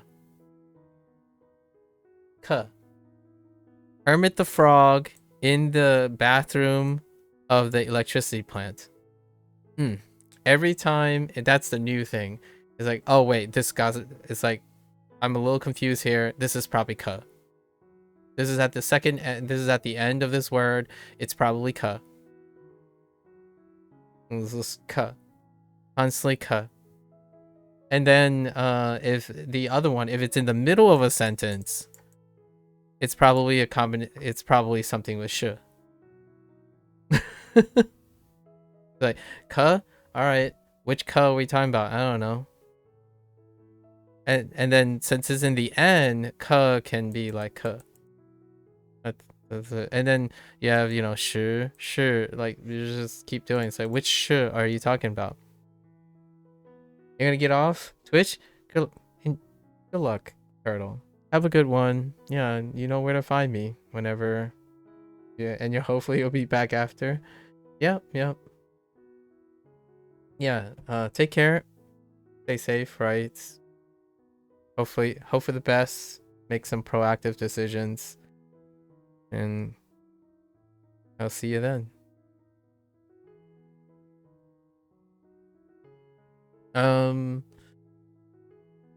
I still think I need to get to that point with Japanese though, Gecko. Whenever I'm hearing something, right? When I'm hearing Japanese, it takes me a while because like which one are you talking about? Like kata. What kata are you talking about? That's how I feel about Japanese right now. But the nice thing is when people speak in sentences, it's like, well, it's got to be this, it's got to be that. It's like, oh, all right, it's got to be this. That's kind of nice. Definitely working harder this way. Where like the nice thing is though, kanji is silver lining. Silver lining for kanji. It kind of makes sense. Thanks, you're like the big brother you always wish I... that's very flattering. Hopefully you have also big bros or big people in the future as well. Are a lot closer to you and readily available, yeah. I try my best. Take care, Colonel. Alright, so the jury's out on why I can't remember what your read is. So what, we tried? We can figure this out, right? We tried kame. Kame would imply it's the standard, but it is not standard. We already tried not standard. So can I get it from the meaning? What is the meaning for this? A temporary name. Oh, right. I go through this every day since this term was introduced. It's kana. Kana. Kana. Like every day. Every time I get to this, I'm like, wait a minute. This seems special. Why is this so hard to remember? Because it's kana. It's heckin' kana. It's kana, but kana in, I would say kana in English. For real, being able to easily know how to pronounce something you read with the help of some furigana if necessary makes learning so much easier. I know, right? Yo, hear me out, Gecko. When you've been doing something, quote unquote, the hard way, you know how I totally get that you want to do things efficiently and you want to do things hard, like easy, but then it becomes more efficient because if it's really easy, you can get a lot of volume done. But I honestly think having not start with the easy stuff and trying to make like obtuse and abstraction stuff be the basis of my entertainment. Like, I like making stuff up. I like using mnemonics and going roundabout ways. It's how I make it fun. Now, when you do this for a job, fun is not always an option. You don't get to take your time and do this. But then when you go and do those stuff, like for example, comprehensible inputs, like someone brought up CI yesterday when I was having a discussion about what actually happens in WaniKani with SRS, but not necessarily applying the theory of CI, not the method. The method is what I was talking about, where the method is very spurious because it's based on a theory, right? That's besides the point. But man, when you start doing it the way, like other ways that are quote unquote not difficult, right? Or something, it feels like a weight is lifted off the shoulders. Like, not even for the furigana part, the moment I start reading a paragraph, I'm like, dang. It's like, well, I don't know what this is, but clearly has to be this. And it's like, I don't know what this is, but I have enough context clues all over the place. Now there's just so much context clues. How could you not know the meaning of this word? That kind of thing happens quite a bit. It really put Japanese alleged difficulty in perspective for you. Yeah. It's interesting though. I think Spanish is throwing me a way different thing now, right? All my focus is generated on gender number agreement now, but the rest, it's like, you want me to read Spanish? Just bring up anything and I'll read the Spanish as quickly as possible. I mean, it might be occasionally pitchy here and there, but I would have no idea what I'm reading. But that's fine. You just easily pronounce everything. Like, I would say I'm a bit average Americana gringo, right? Gringo español, right? Español de gringo. But nevertheless, when you say to be able to pronounce it while you're going, barely has comprehension behind it. Like, what I mean is, the words I know, I will know. But you can give me a bunch of things I have no idea, but I'll at least be able to read it, and I still won't know what it means. Like, it could be entirely incomprehensible, but it kind of just feels good that you can read it in the first place. So I have like these three languages put together has different aspects of language learning that makes me feel comfortable and yet difficult and appreciative in one sense and in a different sense. I was maybe a little before you arrive and we were talking. I mentioned about infinities, or infinitives, and in WaniKani they like shake the screen, right? They shake your entry and say, oh, don't forget this is an infinitive, so don't forget to write the word to. In Hanzi Hero, I don't write infinitives because I don't see infinitives. When you're looking at this, you don't see infinitives. Chinese do not have infinitives. So I always write the other thing. And then in Japanese does have infinitives, technically, because they have kana. Kana is a separation of conjugation, right? So I'm staying on kana. So in a way, the default thing is the infinitive, and the conjugated forms are not infinitives. In Chinese, there isn't. Like, it's all of them. So I've gotten so used to rapidly not just typing the principal meaning and then move along, because if I read it in a sentence, I will know what the form is, the conjugated form is. But you still get shaken by this.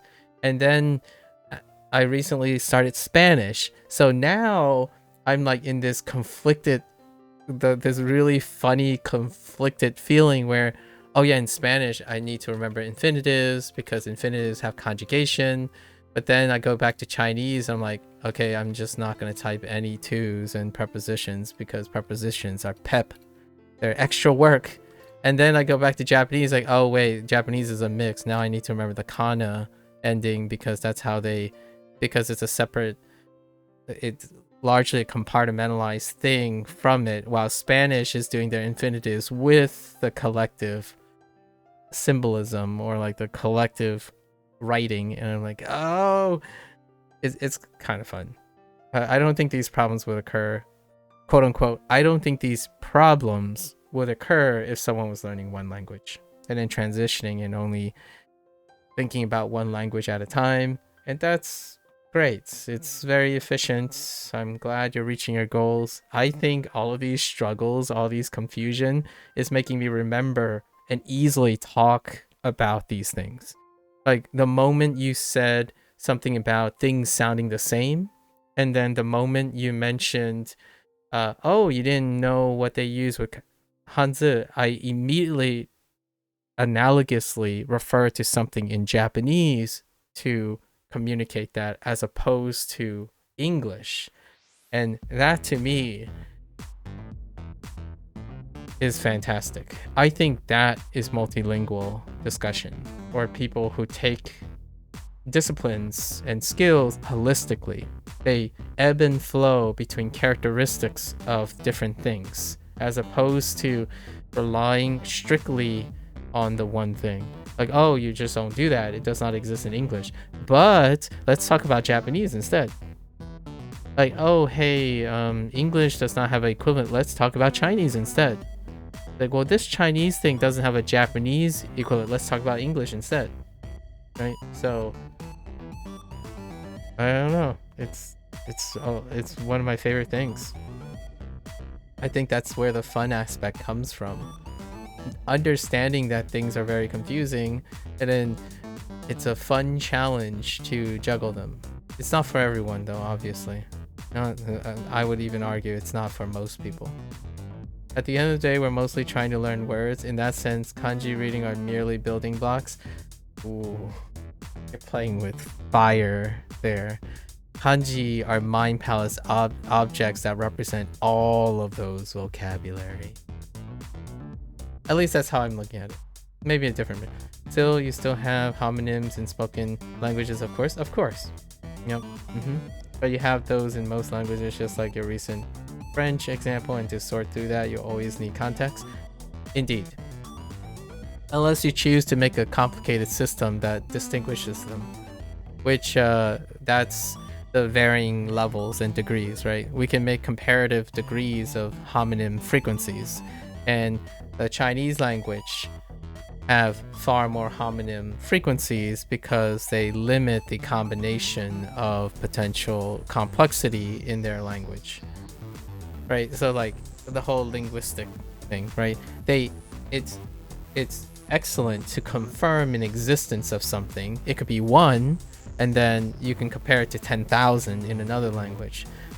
However, you can prioritize not having homonyms by over exaggerating the complexity of your language. So I believe the homonym thing is a balance and trade-off between implicit context, you know, like elevating the use of context over being pedantic in your language, right? What's a great example of a language that rarely ever use context? Computational language, C++, Python. Actually, Python is higher level, so Python actually has some contextual aid. That's one of the reasons why Python is a great starting language, because constructively it does have some context. And then even then, at the very lower one, they still have context. Like you still use English like cognates and stuff to provide some level of context, like a particle name or a subject or a parameter, sort of. But when you get lower, it's like you can have a pedantic language or written language that relies entirely on explicit instruction. So I think, to me, languages that have decided what the balance is. Context is like condensing multiple things. I think my favorite example is the movie Arrival. The linguistics of the alien species is using like this ink blot thing that is circular in design, and the context is the entire blot, right? So it is incredibly dense, and therefore at the same time, when you hear the noise or the representation of the sound and whatnot, it sounds incredibly similar because it's a lot of things put together, condensed into, and then when you do the representation of it, lots of context. Like, what is the context? All the little crevices and blobs and like things in it. And all of that, like one circle represents like a whole paragraph or something, right? And that's kind of neat. You get to view the world through lenses of people who prioritize certain things. In English is a descriptor language, right? Like, and that's one of the things you have to appreciate and or maybe reject if you want. A lot of people do reject this, and the idea is you learn the Japanese meaning without translation. So therefore, you don't ever need to translate Japanese and talk about how English people could have multiple, if not 3 to 6 times more. No, that's a little exaggerated. Maybe twice as many phrases for a single thing, because the cliche thing to say is because Japanese is more context specific and English is not. And that's kind of the nice thing, or like the lovely thing that distinguishes between it. I sound like this in English. I might not necessarily be able to sound like this in Japanese in the mechanical way, right? I might sound actually far more or less verbose naturally to express probably very similar things, and I look forward to that. There might actually be, and hear me out, when someone says they reach fluency because they can express everything they would express in English, like they're able to adequately express themselves. That's not saying that in that language, in my opinion, that's not saying in that language that you're able to express it in the same way that you would be speaking English. It's to communicate and envelop the overall feeling of what you're trying to express, not the mechanical similarities. So if I'm saying, like, I'm very curious, one day I'm going to write something. I'm going to say, I want to describe the viral life cycle in English. And then I'm going to describe the viral life cycle in Japanese. There might be inherent things that are very obvious. I expect that there are far more promiscuous synonym and descriptor use in English when I'm writing it. And in Japanese, I realize, oh yeah, I don't really need to say that. Oh, I don't need to say that part either, or that part, because if I say this, it means all those things in one phrase. That kind of thing occurs quite often. And in Chinese, it's every day. When my parents say like 4 words, my English brain says, okay, I need to say all these things to the person they're trying to speak to, because when they said those words, it meant all of these things. So when my friend would say something like, what did your mother say? And she said 1 syllable, I would say like 14 different things, because that's what she meant when she said that, or could have meant when she said that. And then that context provided that it's likely these 3 things, but it's good enough. And that's pretty wild. I think one of the most interesting nebulous form of communication in human life is nonverbal communication. And some people are really good at that and some people are not. And in the age that we live in, that's not even a possibility anymore. People don't even practice nonverbal communication. I think the other most invisible type of communication is voice swapping while typing and reading. Voice swapping is fantastic. And I think a lot of people would also call it a tone. The tone of your writing, right? When you suddenly shift from saying something that seems nice and honest and then in between, and you're like, huh, intriguing. So you're reading in between the lines. You know the phrase, read in between. That, in my opinion, is the closest thing now to nonverbal communication, nonverbal in person, you know, IRL. So nowadays, I spend so much time trying to connect diction and like intent in between lines because most people I interact with type. They type and there's no voice or imagery. When I go, and this is kind of like a furigana situation, where when I meet someone though, like once in a blue moon in person and I talk to them, there is so much information now. Like when you're talking to someone and you see someone, you got like so much information to work with. It's like an explosion of information.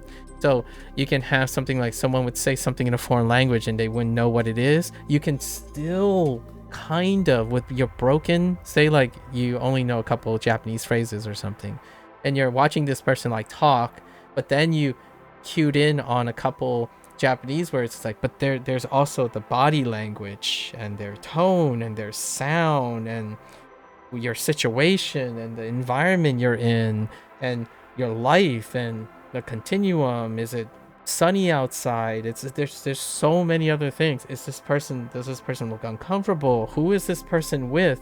All of that information culminates in unifying the context clue or language. So yeah, I would even say when people say, oh yeah, you should go online and listen to a native speaker and stuff, like, yeah, but when someone says they're moving to Japan, they're getting input that actually lots of the stuff cannot provide yet. But we have video calls and you know, it can be more dynamic. And then, you know, someone goes by, it's like, this isn't the most effective way to do this. This is the most effective way is to literally live with someone and spend time with them, share experiences with them, contextualize your entire life with them, and then have that language be part of it, right? So we're not making a competition about what is most effective. We're more like evaluating the limits and trade-offs and comparisons and contrasts of different input so that we can celebrate where we can use and leverage these things. I find that's probably the best, the more concise way of describing why I think language learning is fun. As opposed to like a obligation or a mandatory thing of optimizing. Interesting. And these feelings are so funny. As you know, you're doing Kaniwani, and in that direction, it poses challenges too. It will ask me to translate good at or skillful, but it does. What does it want? Yeah, Jozu or Umai. Yep. Luckily, you can add synonyms like WaniKani. I do the exact same thing in WaniKani right now, retroactively. And I do this aggressively, retroactively in WaniKani and Hanzahiro. Especially Hanzahiro, because I have feelings as well. So like some of the words, when I hear the sentence, I also have feelings that I want to add as synonyms. And in Spanish, I have even more feelings in Spanish, but we're not using like a SRS system. So instead, you know, you just take your lumps and say like Duolingo is like, okay, well, yeah, that's one way to talk about it. So Duolingo limits that, right? But in WaniKani, I've been retroactively doing that. Like all the components, like the radicals, they've been changing. And then when you said, you mentioned the homonym thing, right? About like, or you said mostly the kanji is reading are merely building blocks. They aren't merely building blocks to me. They are a representation of all the potential meanings they have. So when I go back to a kanji and I look at it and say,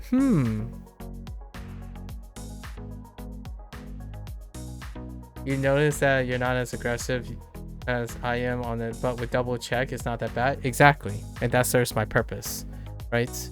That serves my purpose. I don't really, because of the soft gating, I do double check. In Hanzo Hero, that's already a default. You can undo, right? And you can even go backwards. So to me, that illustrates and captures context-specific learning versus non-context specific learning. Like, and you might be wondering, or some people will come up into me and say, no, context specific learning is when you have context, as in you go out and you hear the context in the sentence. Like, well, words are in the context of other words as well. Like when I think simple, I also think easy. When I think easy, it could be economize. Economize is to restrict something. All these are contextually related to each other. So I'm approaching it that way. And obviously I already explained all this, why I use double check now and all that stuff, because it is an elevation of what I think works. For me, now that I've known what was being used, and also kanji are not building blocks to me, in my opinion. Kanji are the repository. Well, they are building blocks, as well as the repository of every related contextual thing related to it. So eventually, if I ever go back, like if I was using Anki or something, my kanji and my Hanzi will have all the most sentimental attached frequency words I would use in meaning and feeling attached to that one character. And that's how I view the world of these characters in retrospect. So when you said which one you would use, I would type both Jozu and Umai at the same time. Like I would pick one and then be like, okay, that's done. Oh, they don't want that. I'll just add it on as a reference. So not only is it not a problem or challenge, the challenge to me, or the disappointment to me, is I'm surprised it doesn't have more than one meaning. Right? That's probably why I don't see homonyms, or I don't see as merely building blocks. Probably like an argument for building blocks. But you still try to identify the nuance if possible. It does give you the number of characters in the expected answer, but sometimes that's not enough. Oh, in Kani Wani? I see. And then example. Oh, okay, yeah. So there's for the number. Duolingo does this too, by the way. Duolingo does this in their like under the blank thing. So like whenever they force you to type, I'm sure you've already gone through this because you're legending the things. You know, occasionally when they ask you to type and fill in the blank, the underscore on the blanks. I don't know if you use full keyboard. If you use full keyboard, this is irrelevant. But there are ones where it's like fill in the blank, and you kind of type what I kind of like type whatever I think I would use here, and it's suddenly like, wait, that blank is a lot smaller and a lot bigger. Maybe there's another way to, maybe they're looking for something else. So I think that's fun that you leverage that, and if it's wrong or right, the idea is you already know. I try my best not to do the whole, not to fall in my opinion, not other people. But I try not to put myself in a box all the time. So whenever someone says this is wrong, that doesn't necessarily mean I don't know the right information. I often tell myself like, oh yeah, but because I think of this and because I think of this, this is related to this. It's because I know more than the restricted box that they have. And that's fine. Now, if it stops me from accessing more things, then I'm going to circumvent it. And that's where the double check comes in. I'm actually doing more with double check than I am doing without it now. That's why I chose for double checking instead of like whatever other people talk about, like accuracy hunters and the things I suggested about burnout and whatnot. That stuff, yeah, I sideline that all the time. And that to me makes it so that I can make a compelling argument that I learn even with flashcards and this type of thing with context in mind. And it is not supposed to be easy. The easiest thing you can do to learn in context is to have that context provided for you as a natural occurrence.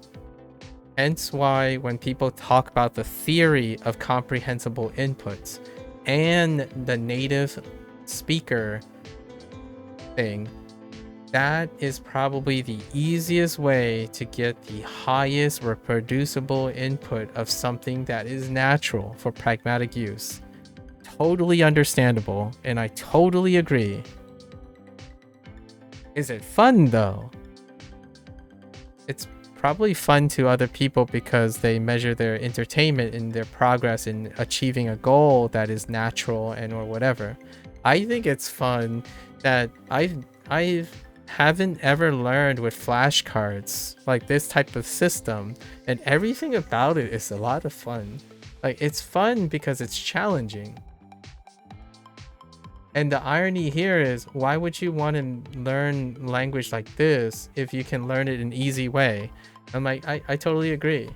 I totally agree. If I needed to learn Japanese and Chinese to feel good about myself, I would probably agree with you that if my goal was to become a polyglot, advertise the fastest way that I can learn being a polyglot, and then my entertainment and my self-worth and my satisfaction to continuing learning language is dependent on how proficient I am and how quickly I am in language learning, then yes, I would most definitely say go and apply the theory of comprehensible inputs on your favorite immersion type thing, or maybe even a dual input or a dual input output theory that's evolving from comprehensible input theory, and go for it. You know, that in itself is incredibly fun if you're talking about the process of that.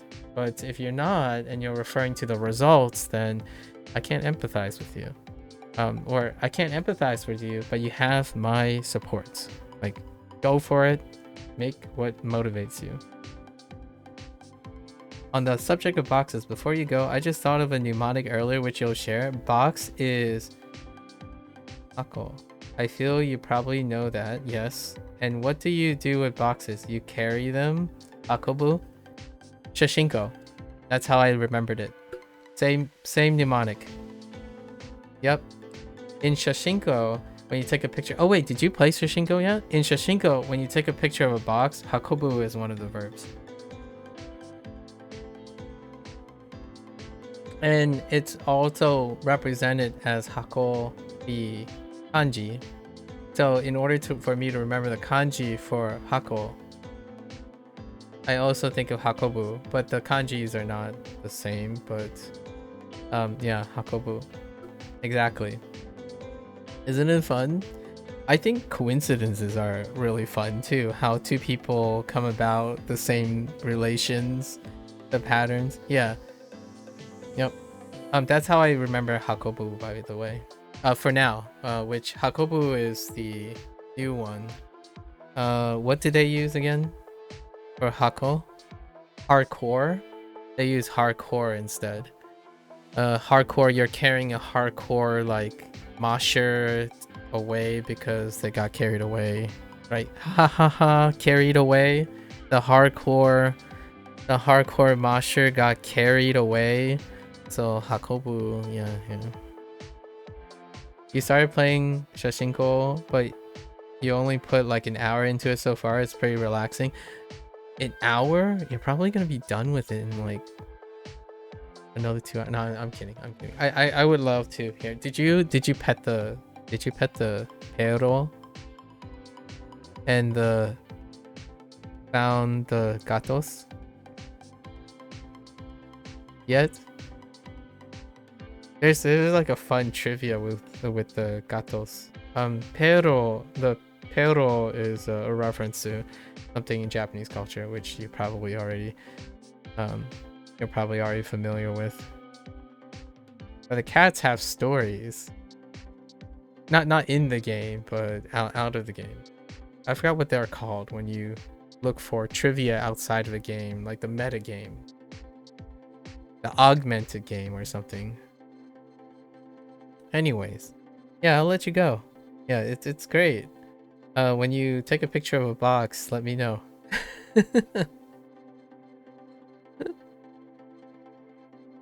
Okay. Been great having you stop by every once in a while for chatting. But it all depends on what you mean by done with it. You have a bunch of photos, but I need to review a lot still. You have found a dog, but not a cat so far. What? Oh, which by the way, the done with it thing, I actually tried to extract and be able to write every single one of the kanji, and I didn't actually finish. I got like halfway through. There's a whole series of that, by the way. Shashinko was up to like session 40 or something. I was trying to actively recall and write every single vocabulary word and every single kanji from Shashinko. But then I was waiting for DLC. So we might continue that journey. And it'll be a lot easier when I get back there because I'm pretty confident that by the time we get back there might still be a DLC. Who knows? I got a chance to talk to the developer once. A mixed bag. I'm gonna say like a 30% chance. But anyways, we might be talking about Shashinko again. Yeah. All right. Take care, Gecko. Been a wonderful conversation. You are in my cycle right now.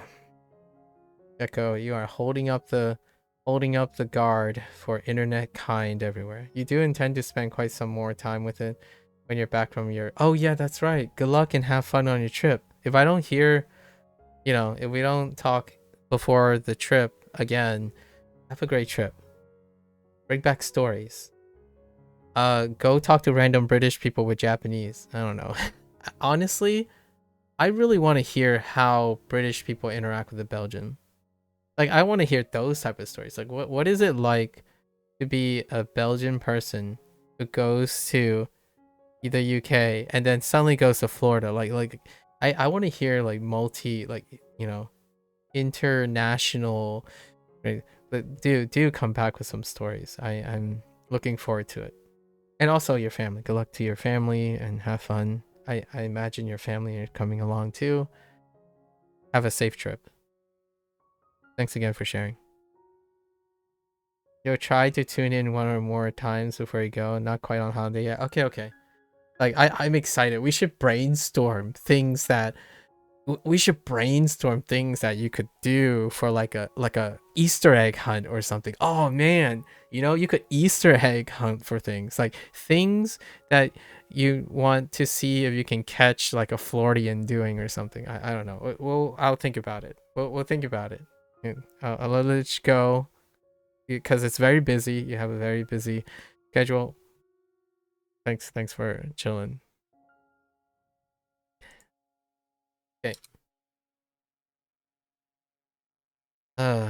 Okay. Yeah, we'll revisit for sure.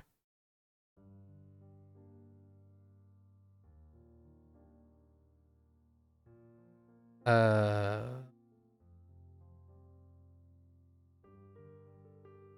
工業 Tokyo.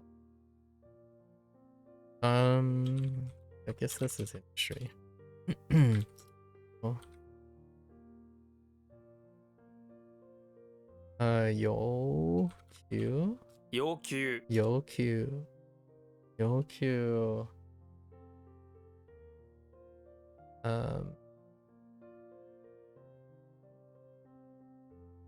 中学生。中学生、中学生。Oh, that's interesting.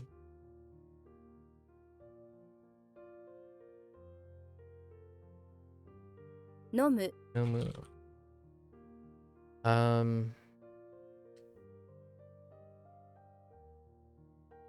The heck was Page?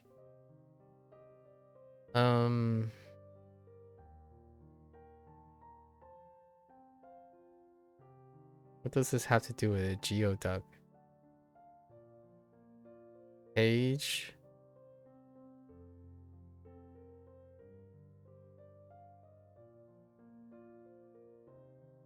Oh, the goo, the poison, the slipperiness. What does that have to do with Page?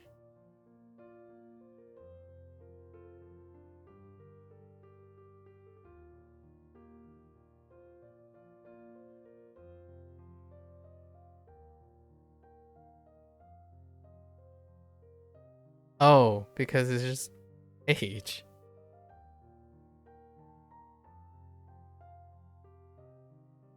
Wait. Oh.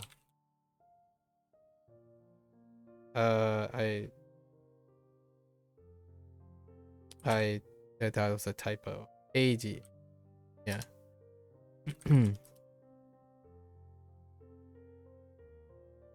Of.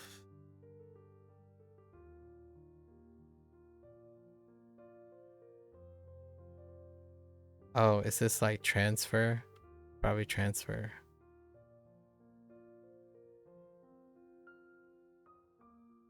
Kaiten, Item. Or is it just to roll? Wait. Let's think about this. So we're spinning, right? We're spinning, we're clouding. We're spinning, we're revolving. Yeah, I mean, it's gotta be like revolve. Yeah. Okay, that's fine. We're being more aggressive now. Advance. Turkey, scooter.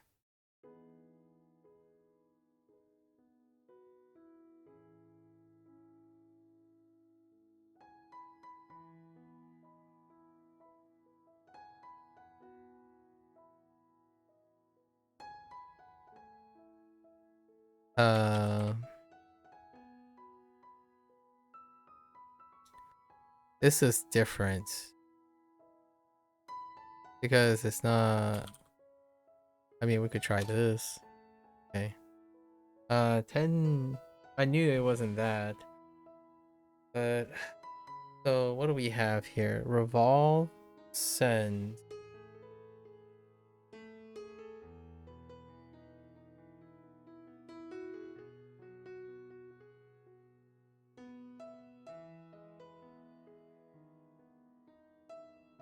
This is transfer. そのメール、私にも that してくれない?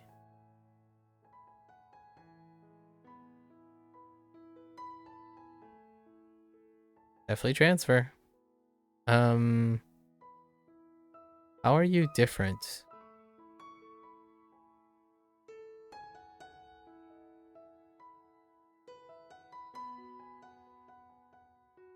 Not a Rendaku.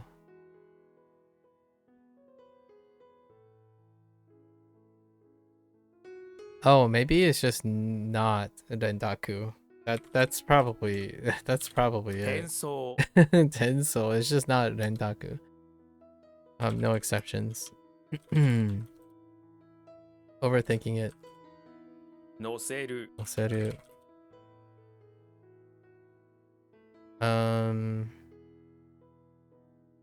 Oh.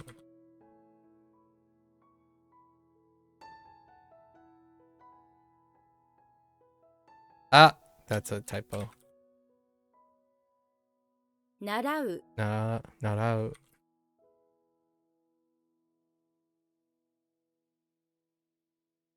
新聞 Jinbun.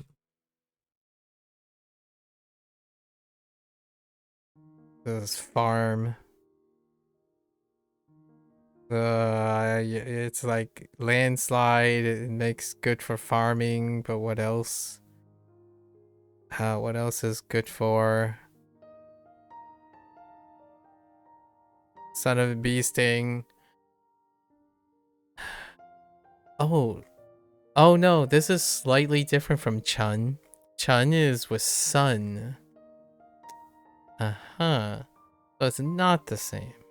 Not the same. In retrospect. Oh, this is Nostradamus. Nostradamus. It's farmland, I guess. Farming. Oh my gosh, it's farming. Alright, alright. Alright, let's do this. Oops. 泳ぐ Oops. 全部 Zenbu. Calculate.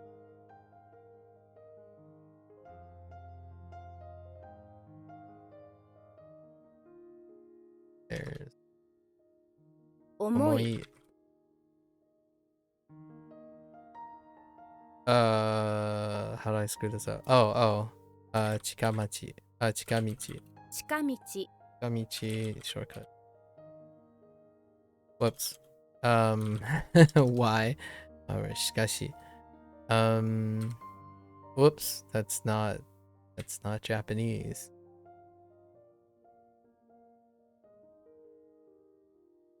必要 Tsuyo.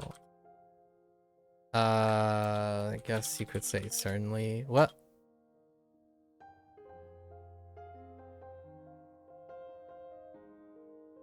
Jeez. Certainly. Must. Okay. We're doing it. We're doing it.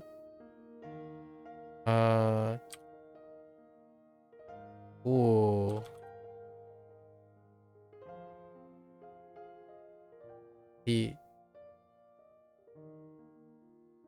Pure. Oh no.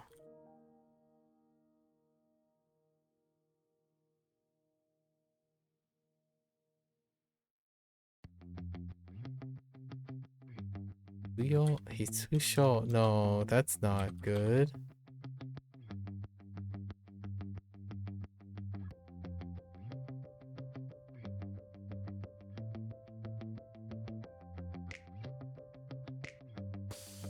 So we have Sho as the onyomi. I think it's still an onyomi. But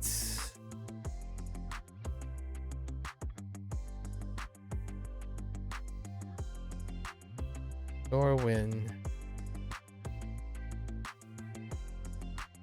Oh. Hisho is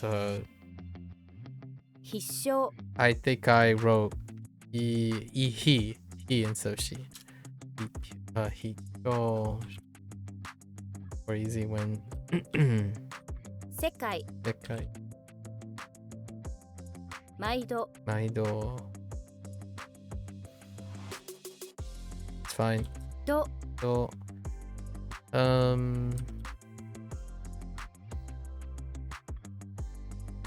体験 I can,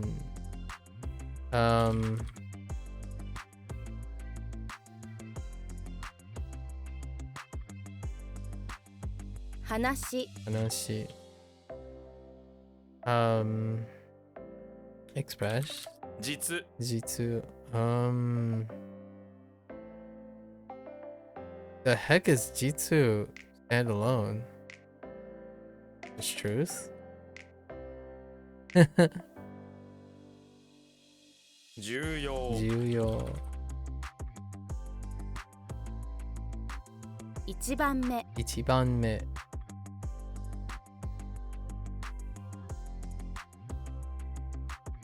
辛口辛口。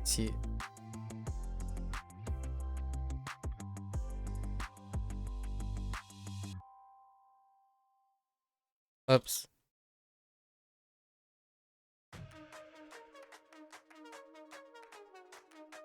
次々次、次、次。次、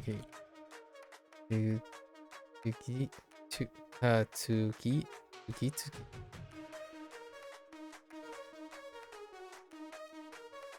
猿、Taru. Oh yeah, we are going much faster. Much faster.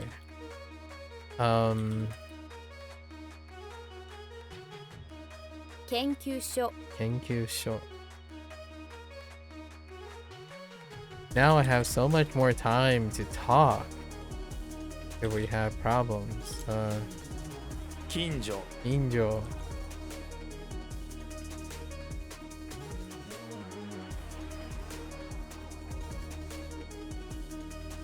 要点要点.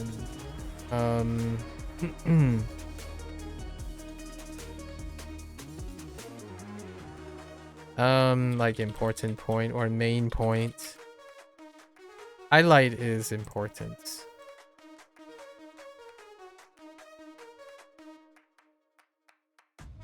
Highlight is a main point. A highlight.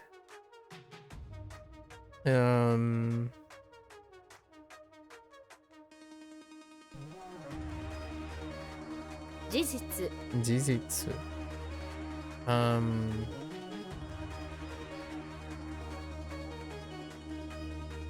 Matter.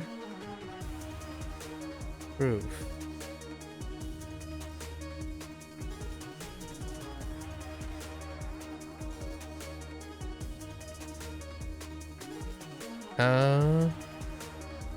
Oh, facts.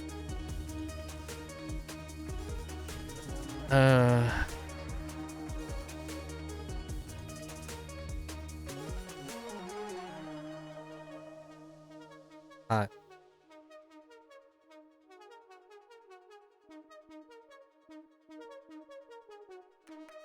Hatsubai. 発売、 Hatsubai. No shortening. Hatsubai.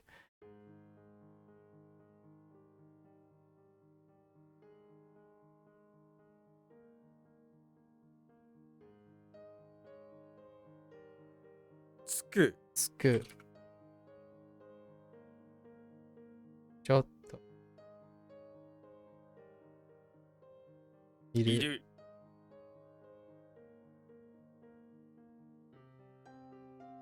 何度、何度.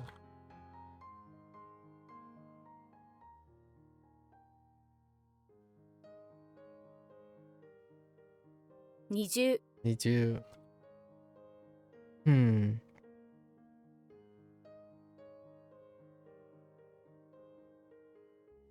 決める決める.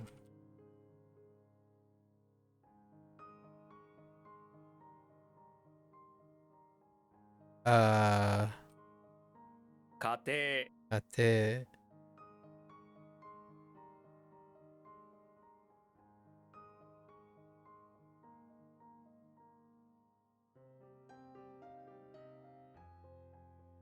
教わる教わる.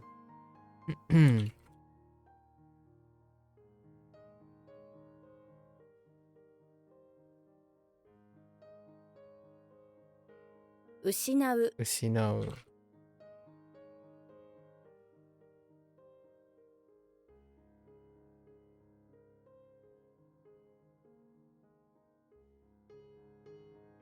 勝負、勝負.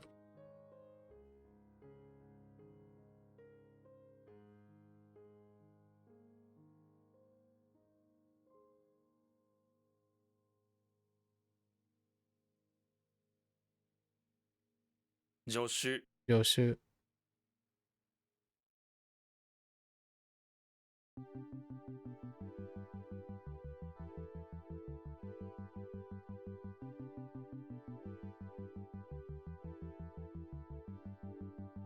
役場 Yakuba.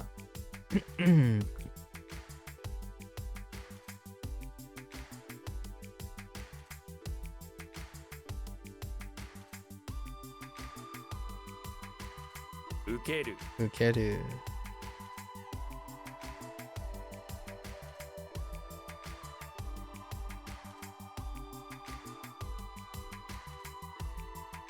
つく Good.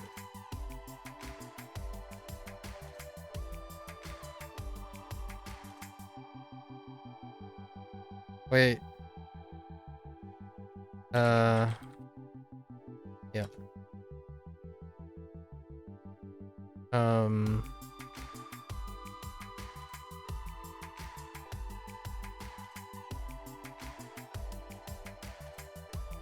実験 You can. Uh.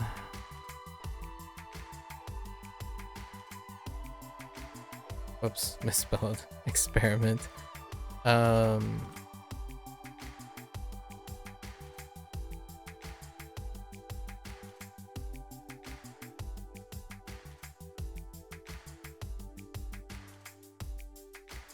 Jitsuryoku? 実力 Jitsuryoku.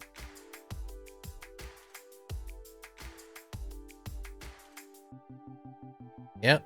Oh, what is this?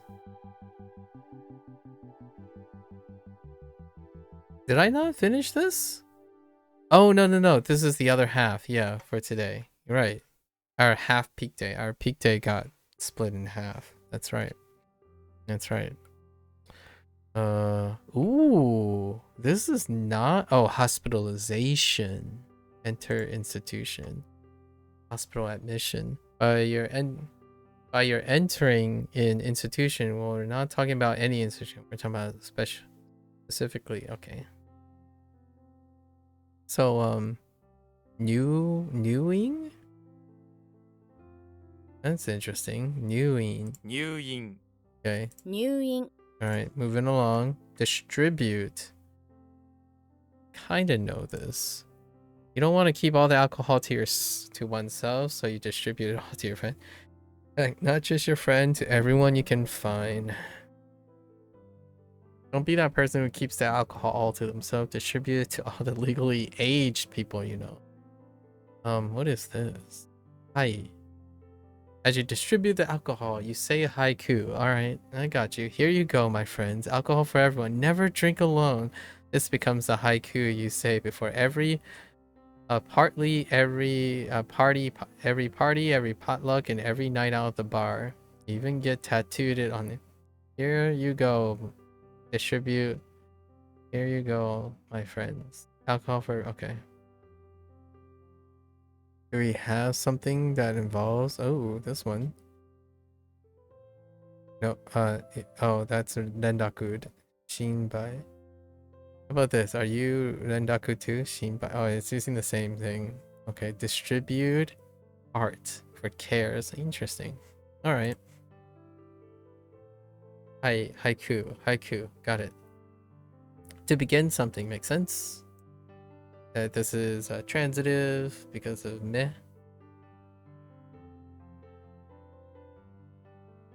Right. Transitive. 始める Hajimeru. 始める始める Right now it's time to begin. Haji. Now, Haji is the fifth pillar of Islam, and it's a pilgrimage to Mecca during the month of Hajjah. I forgot how. I don't know how to pronounce that. You need to start Hajj right now. Interesting. Is that real? That's, yeah. I think they did kind of like doing the raw thing as well. Interesting. Haji. The way I remember is Hajime, right? Hajime no Ippo. Hajime. 始める始める Hajimeru. That's good. Academy, Gakuin. Ne? Sorry, 学院 Gakuin. 学院 Okay. Alright, alcohol is alcohol. Oh, interesting. You know,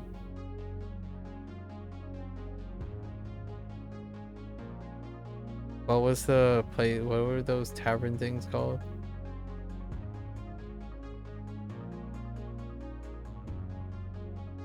Izakaya? Probably Kai. Ne? Izakaya. The Zai in Izakaya.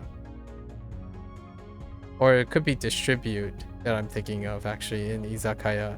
Izakaya probably use... Oh no, wait, but I already know it's high, right? A tsunami is an alcoholic beverage containing a lot of alcohol. It's 3 different kinds of rum, pineapple, and grenadine. It hits you like a tsunami though. The sake has a kick to it. It's made with spice rum, coconut rum, and dark rum. Imagine yourself... Is this real? Imagine yourself on a sandy beach drinking this cocktail. Feel the sun on your face and the wind in your hair as you sip this fruity and rummy alcoholic beverage known as a tsunami. You could even picture an actual tsunami in the water coming right for you. I wouldn't recommend it though. Actual tsunamis are scary, not drinkable. Yes. Oh no, shoot. Wait, well, what am I thinking of then? Yeah, it has just the character in it, but not...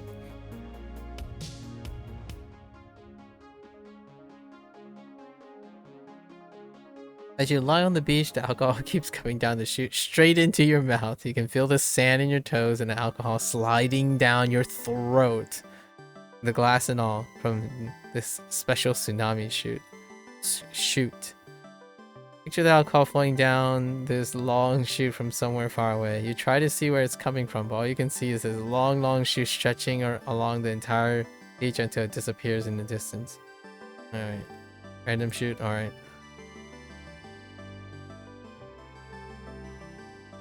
Oh, Nihonshu. That makes sense. A drinker. But that's part of... Yeah, sake. Yeah, sakezuki. That makes sense. Sakezuki. Like alcohol. And then sake. Yeah. The kun. So not great. Not great. 始める Hajimeru. Um. 入院 Nyuin.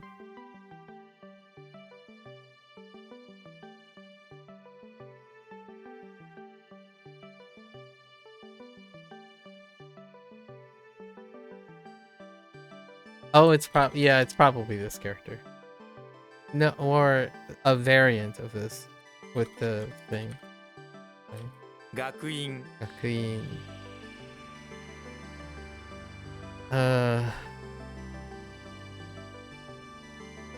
Oops.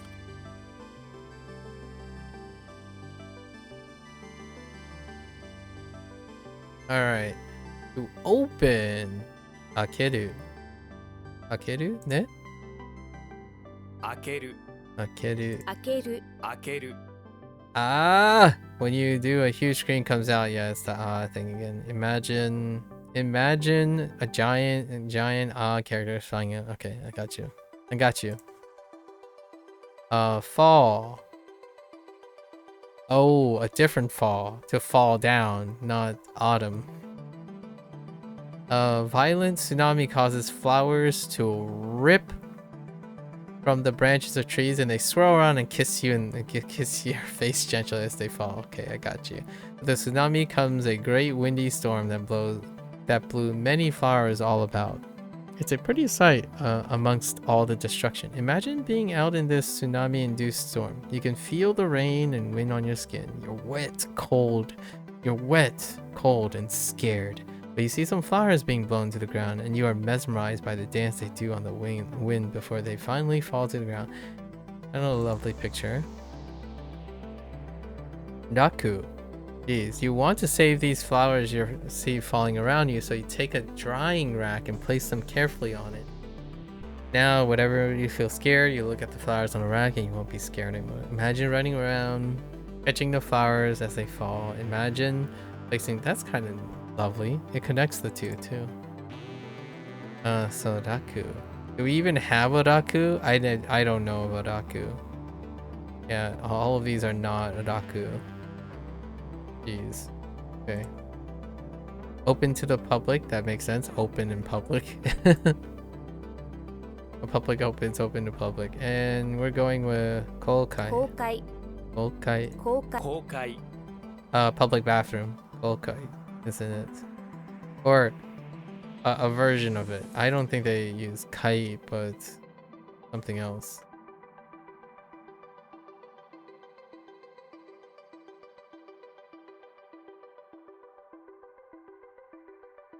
He'll come up. He'll come up. It's fine. Opening a business makes sense. When opening a business, you open a business. While this can be used for any sort of it, it's commonly used for doctors, lawyers, and other professionals opening their own practice. Okay. 開業 Kaigyo. 開業 Business as usual. Oops. I just realized I made a pun there. That was unintentional. Lightweight. What was light in?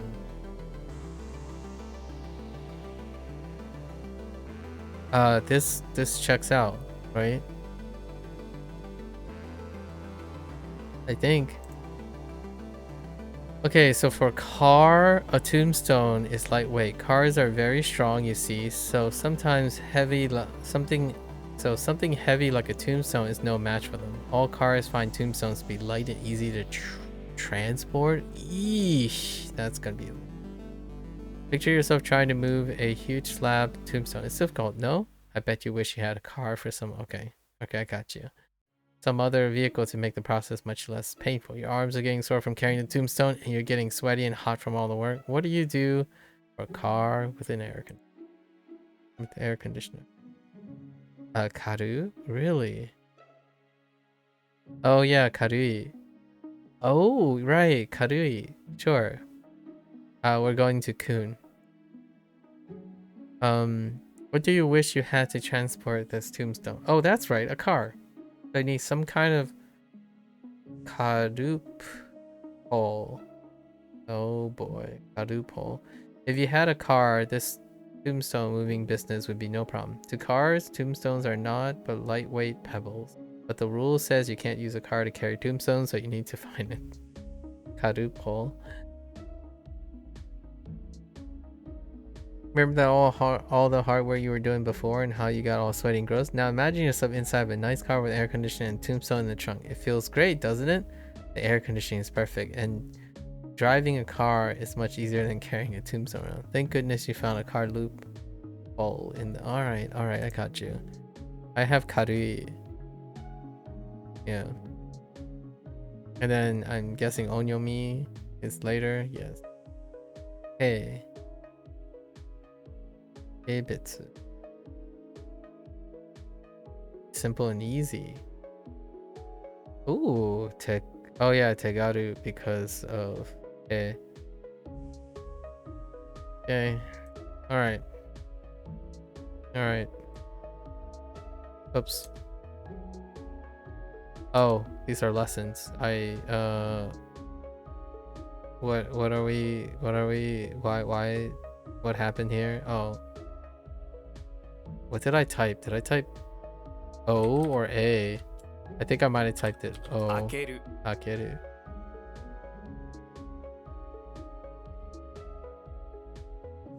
公開 Okay.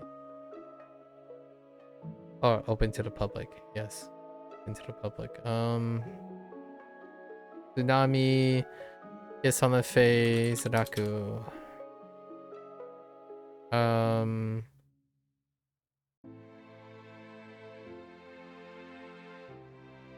I totally lost the meaning of it though, in all of that. Tsunami rips flowers away. Kiss you on the face.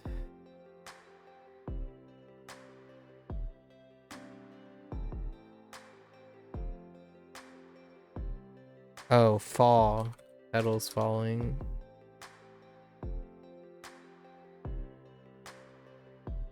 Kaigyo Kaigyo.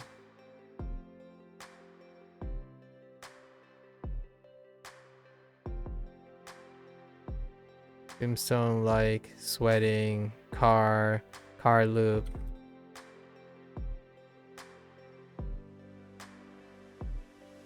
Alright. Development. Open. What are you? Open departure.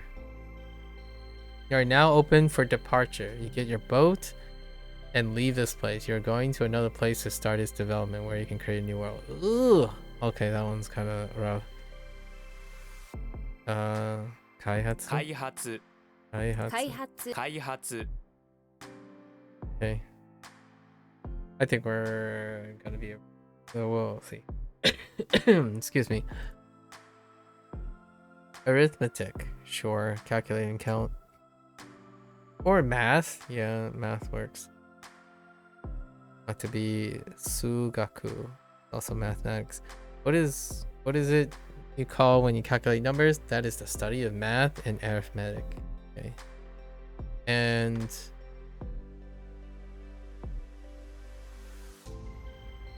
sansu. 算数 Sansu. 算数算数 No rendaku. Alright. No special exceptions. Okay. Chinese. Han? Probably Han.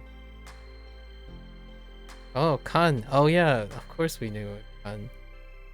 Because of kanji. Because of kanji.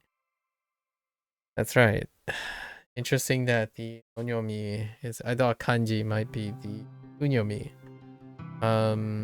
You prep closer. You prep. You prep closer. Genghis Khan. All right. Where's kanji? Nihongo. That's 日 right. 本語 Nihongo. 日本語日本語 Nihongo. Nihongo. Furansugo. Okay. フランス語 Furansugo. フランス語フランス語 Okay. We're fine. I think we're fine. 算数 Ansu. How do you even spell this? Arith. Okay.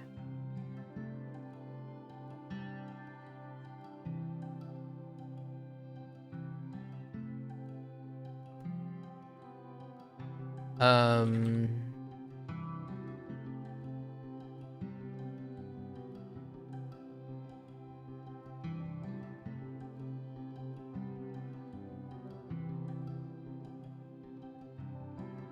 Kaihatsu Kaihatsu. What was this again? Open departure development. That one's gonna be rough. フランス語 Furansu. 日本語 Nihongo.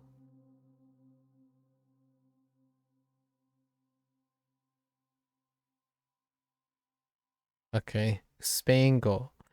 スペイン語 Spaingo. スペイン語 Okay. Spaingo. Master language. That's interesting.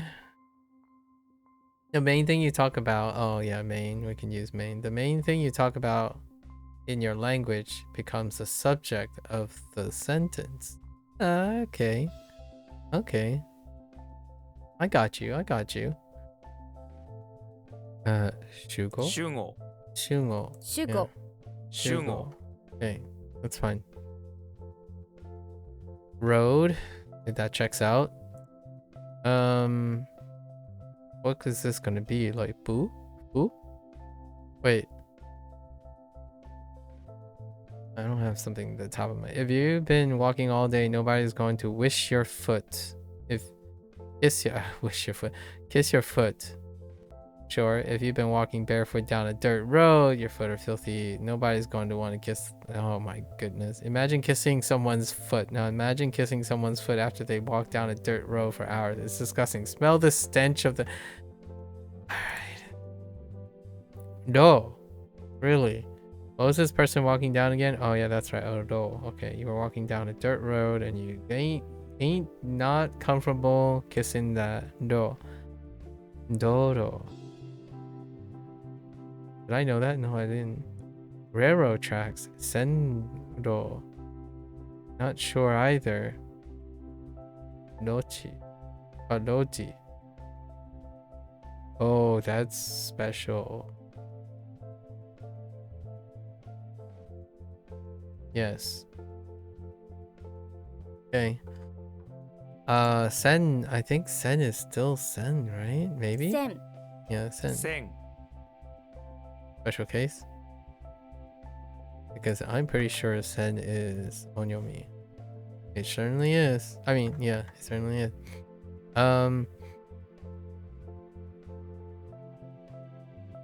This might be different. 親 Oh yeah. Oh yeah, yeah. Oh, Right. yeah. Oh yeah. Oh yeah. Oh yeah. Oh yeah. Oh yeah. Just imagine your parents saying, "Oh yeah," over and over again. When did you do? What did you do at school today? I beat up this kid. Oh yeah. Yeah. Oh yeah. Yeah. Oh yeah.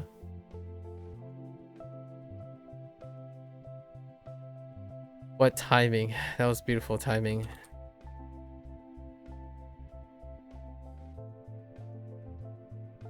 Um, 主語 Jungo.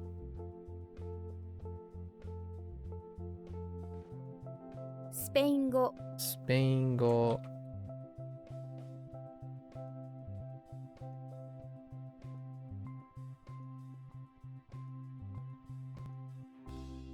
線 Then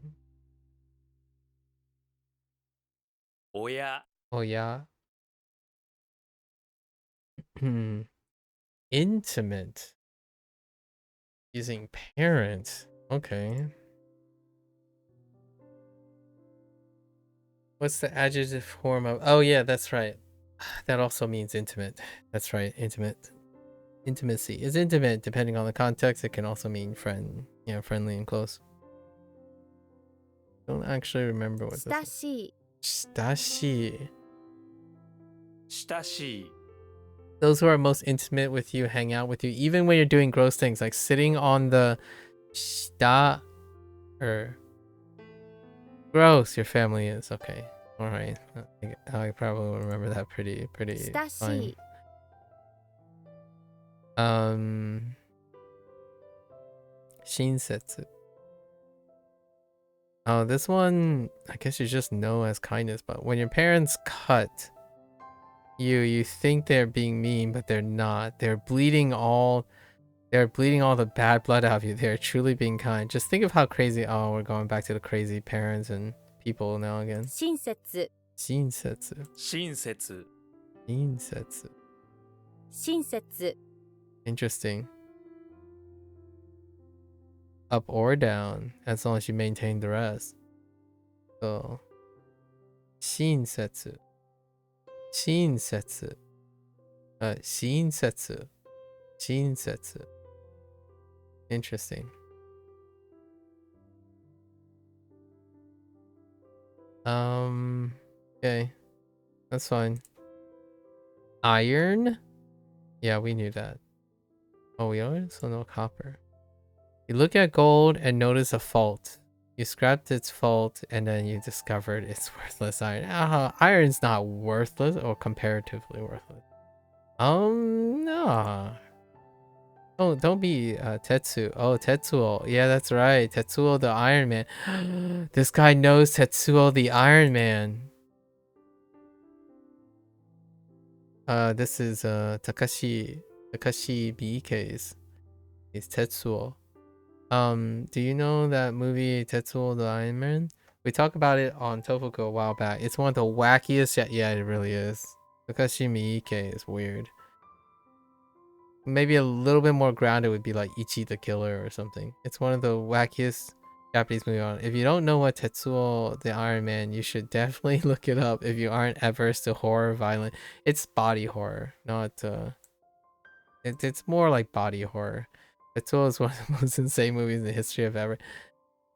It's very, very eccentric. Watch a trailer on YouTube for Tetsuo the Iron Man. Go ahead, do it now. I'll wait. Did you watch? Yeah, I agree.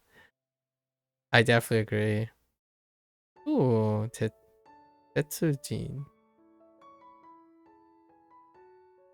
Tetsujin. Electric rail. Oh, Dentetsu. Dentetsu. Alright. I can get behind that. You got me. Close friend. That makes sense.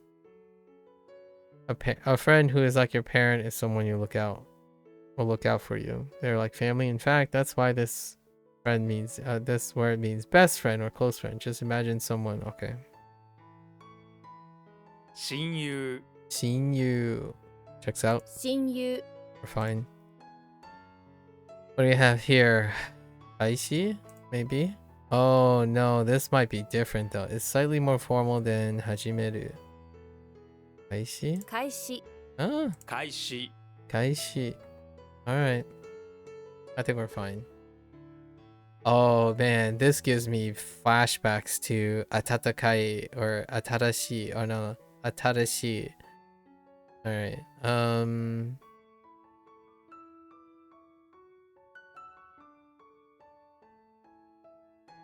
Son of a bee sting.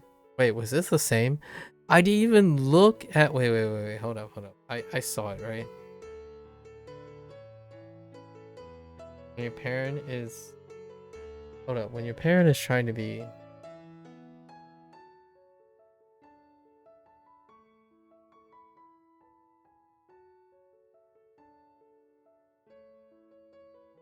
What is the mnemonic for? Oh, they're trying to like. Oh no, that's a different one. Man, the other mnemonic was pretty good. This one.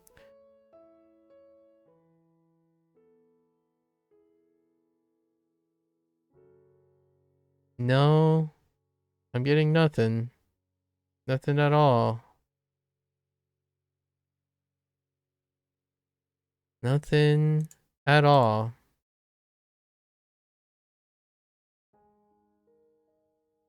Okay, so parent.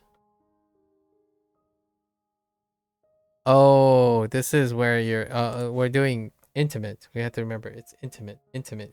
So if they're really intimate, shitashi, 親しい shitashi.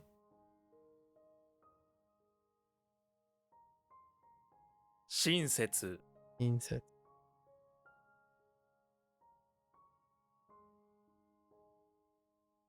Oops. Setsu.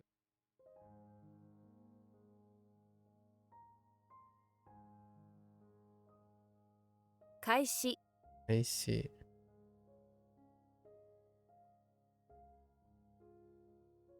Oh, just start. I guess they just want start. 親友 Seen you. A curve. So we have music or bend. Bend line. A bend line is a 曲 curve. Yeah. 線 And Yoksen. 曲線 曲線 Fair enough. Language makes sense. Say in language. When you say words in a language you're speaking, I'm not sure what that language is, but since you're saying it must be real.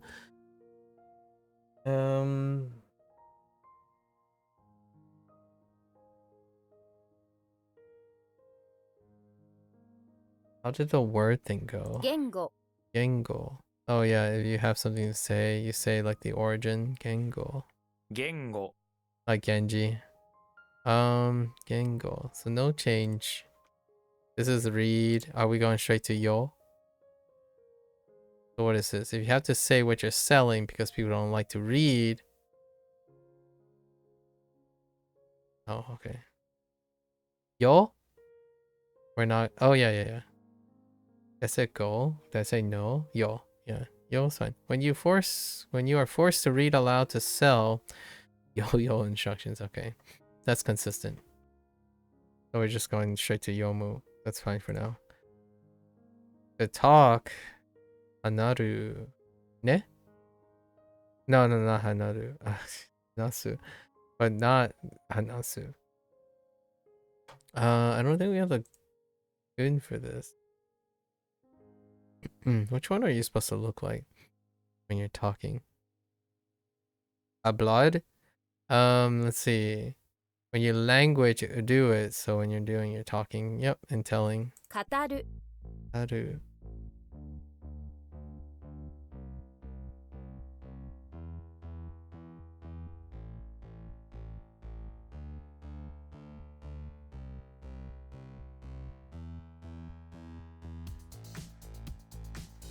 Okay.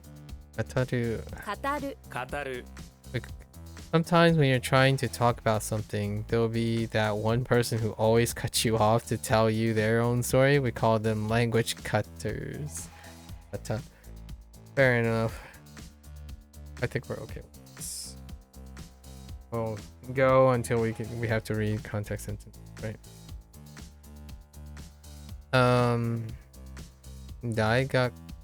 Daigakuin. Interesting. Grad school. Oh, yeah, yeah. 大学院 Daigakuin. 大学院 Interesting. So you combine the institution with. Oh, okay. All right.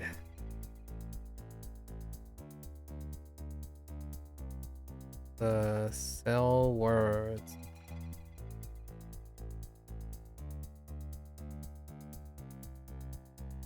言語 Gengo.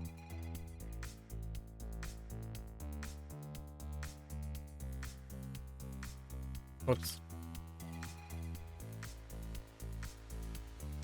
曲線 Yoksen?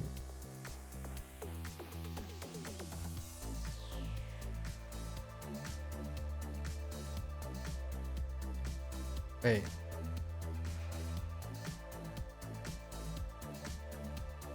When you what was it? When you language someone, what happens when you language someone? Oh, when you're trying to tell something, right? Tell something, you get cut off. 語る Ataru. Or to talk. Daigaku. 大学院 Daigakuin.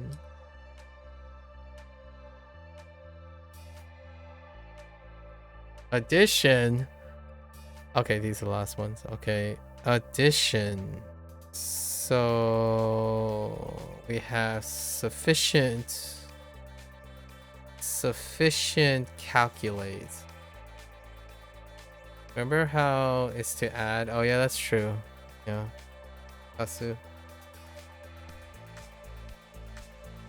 Right, Tasu. Calculate to that and you'll have addition. It's the type of calculation you're wanting. 足し算 Yeah, tashi. So, tashizan. Tashizan. And then daku. Okay, tashi. Here we go. We have tashi, which is a kun, but zan is an onyomi because san is onyomi. Tashi. San is one of the 5 types of calculations in WaniKani. Addition, subtraction, calculating, abacus, that is an endaku. Okay. Addition, subtraction, multiple division, and calculating with an abacus. Okay. Got you. Got you. Wait. I think I just skipped the middle 2. Yes. Head is still head. Okay. To? Maybe? If a geoduck eats a lot of beans, its head will grow larger. To a geoduck, beans are brain food, so by eating, okay. Oh, they're just gonna go straight to Atama. Okay. Atama and Kashida. Interesting. As a geoduck eats more and more, it goes straight to its head. It gets bigger and bigger until finally the geoduck's head explodes like a atomic bomb. Boom. Geoduck's parts go flying everywhere. Massive hit. Okay. So it's just Atama. Just straight to Kun. That's fine. I'm okay with that. Hikisan. Oh, Hikizan. Probably subtraction. Yeah. To pull away. Remember how... Oh yeah, Iku. Yeah, Hiku means to subtract as well. As opposed to pull. 引き算 So Hikizan. 引き算 引き算 Got it. Got it. I got you. I got you. Blow up. Head gets blown up. What happens with head getting blown up?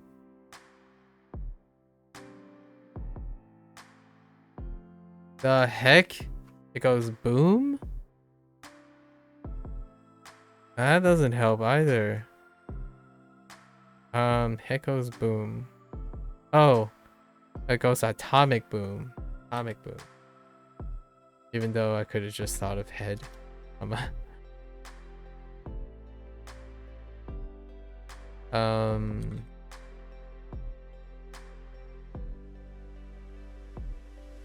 Tashi zan.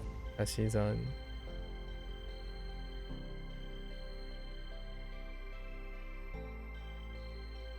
Hikizan. Izan. All right. Good enough. Good enough. So we got the rest, and now we have a 4-day timer, right? Or a 5-day timer. Oh, we're not gonna get a lot of things. Everything's gonna be older ones because it's staggered by an additional day. So this one is gonna be 11-day plus as opposed to a 10-day. All right, so let's do Monix. I don't think there were any particular things that really stuck out today other than the new things, but the new things require a day of maturation.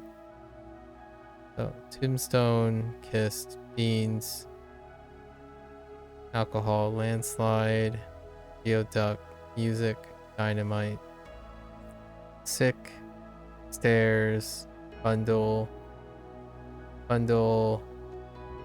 turkey, cult, sell, Chinese. And then we want to practice these ones. So what do we have? What happened with geoduck?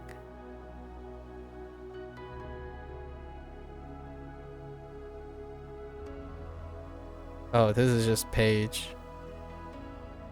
When things are easy, they're hard. Right on the nose, page.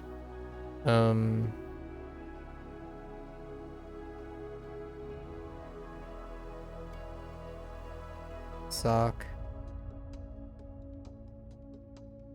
Haiku.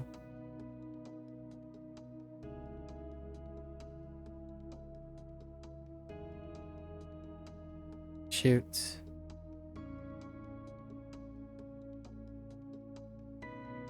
Chin. Rack.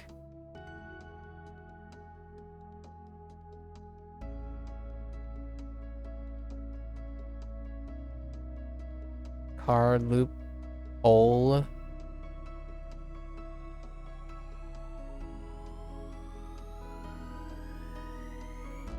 Shoe.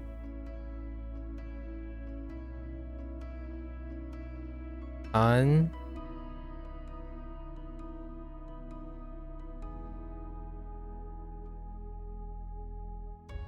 Road.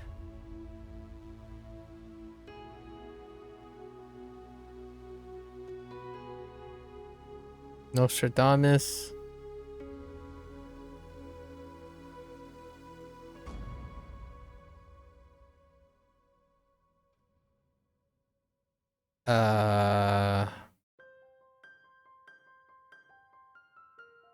Tetsuo.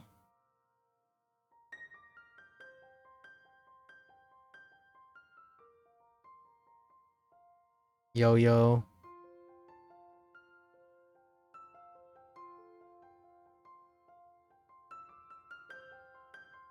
Atomic.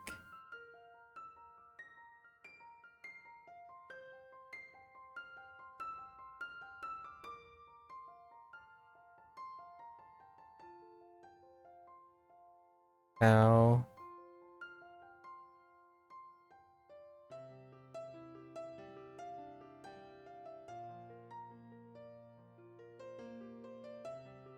Yo.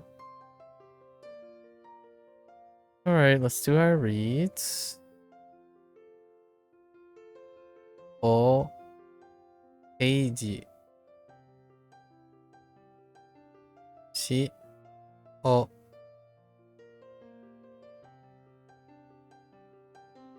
O. Soku. はいしin 小小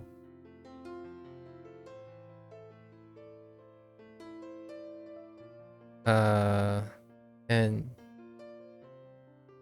新略あ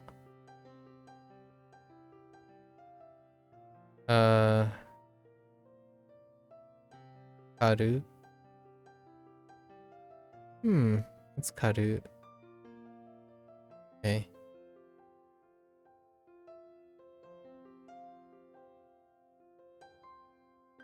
it sound like 軽い or is 軽はい週のよんろ no is yeah ro's fine よ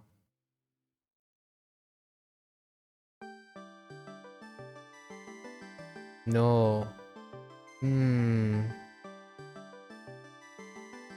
okay の列 oh just don't know me okay 列3はい5よな線横小心頭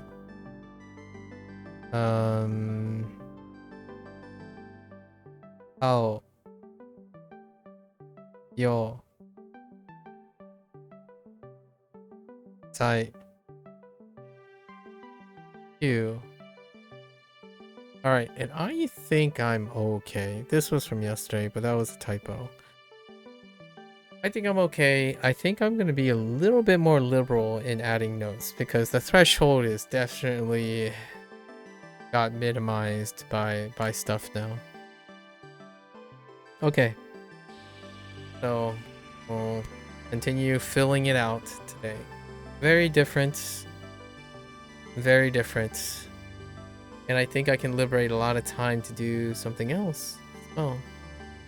Because we have to add certain things back to the mix soon.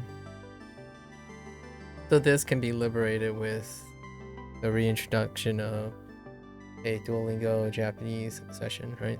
Or continuing our thing. I think with this month, we're about in the same place now. So things are gonna line up a little. Okay. So that's a wrap for WaniKani today. Our Japanese session. Had a fun catch up with 2 people. One person, hopefully they're still discovering themselves, finding out things. I'm a little apprehensive of things I say. I wish him the best. Hopefully more good news. And then of course Gecko and his wild adventures. So get so excited when people are excited about the things in their lives. Alright, folks. Again, you're more than welcome to follow along.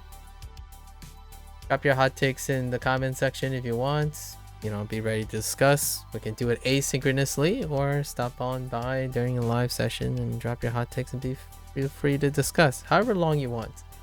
I really do stand by my voice or my claimer when I explain things to Curdle about investing in people. Yeah, not very successful. Even like I don't know if I have a decent selection, but I intend understanding how you're intentionally selecting for and conversing with people. It works for me. I like meeting people every once in a while and then possibly hearing them again once in a while. That's kind of the distance. But if you bridge that distance, then you pretty much, the rest is history, right? What do you get from that kind of person? Well, you get me, possibly a person who doesn't give up on you. That's probably one of the things, right? Through thick and thin, arguments, whatnot, people need space, people come back to the same space. That's kind of the idea. I take 1% the 1% success rate for that type of thing for sure. But keeping someone occupied for like a month or two or a week, that sounds like a mission accomplished here. Right. So definitely feel free to follow along, drop some of your hot takes. We can go from there. Right. Until then, for those who are only interested in Japanese, minasan, mata ne. Right. I'm gonna get up, take a quick bathroom break, and I'll be back for Hanzo Hero. Thank you, thank you.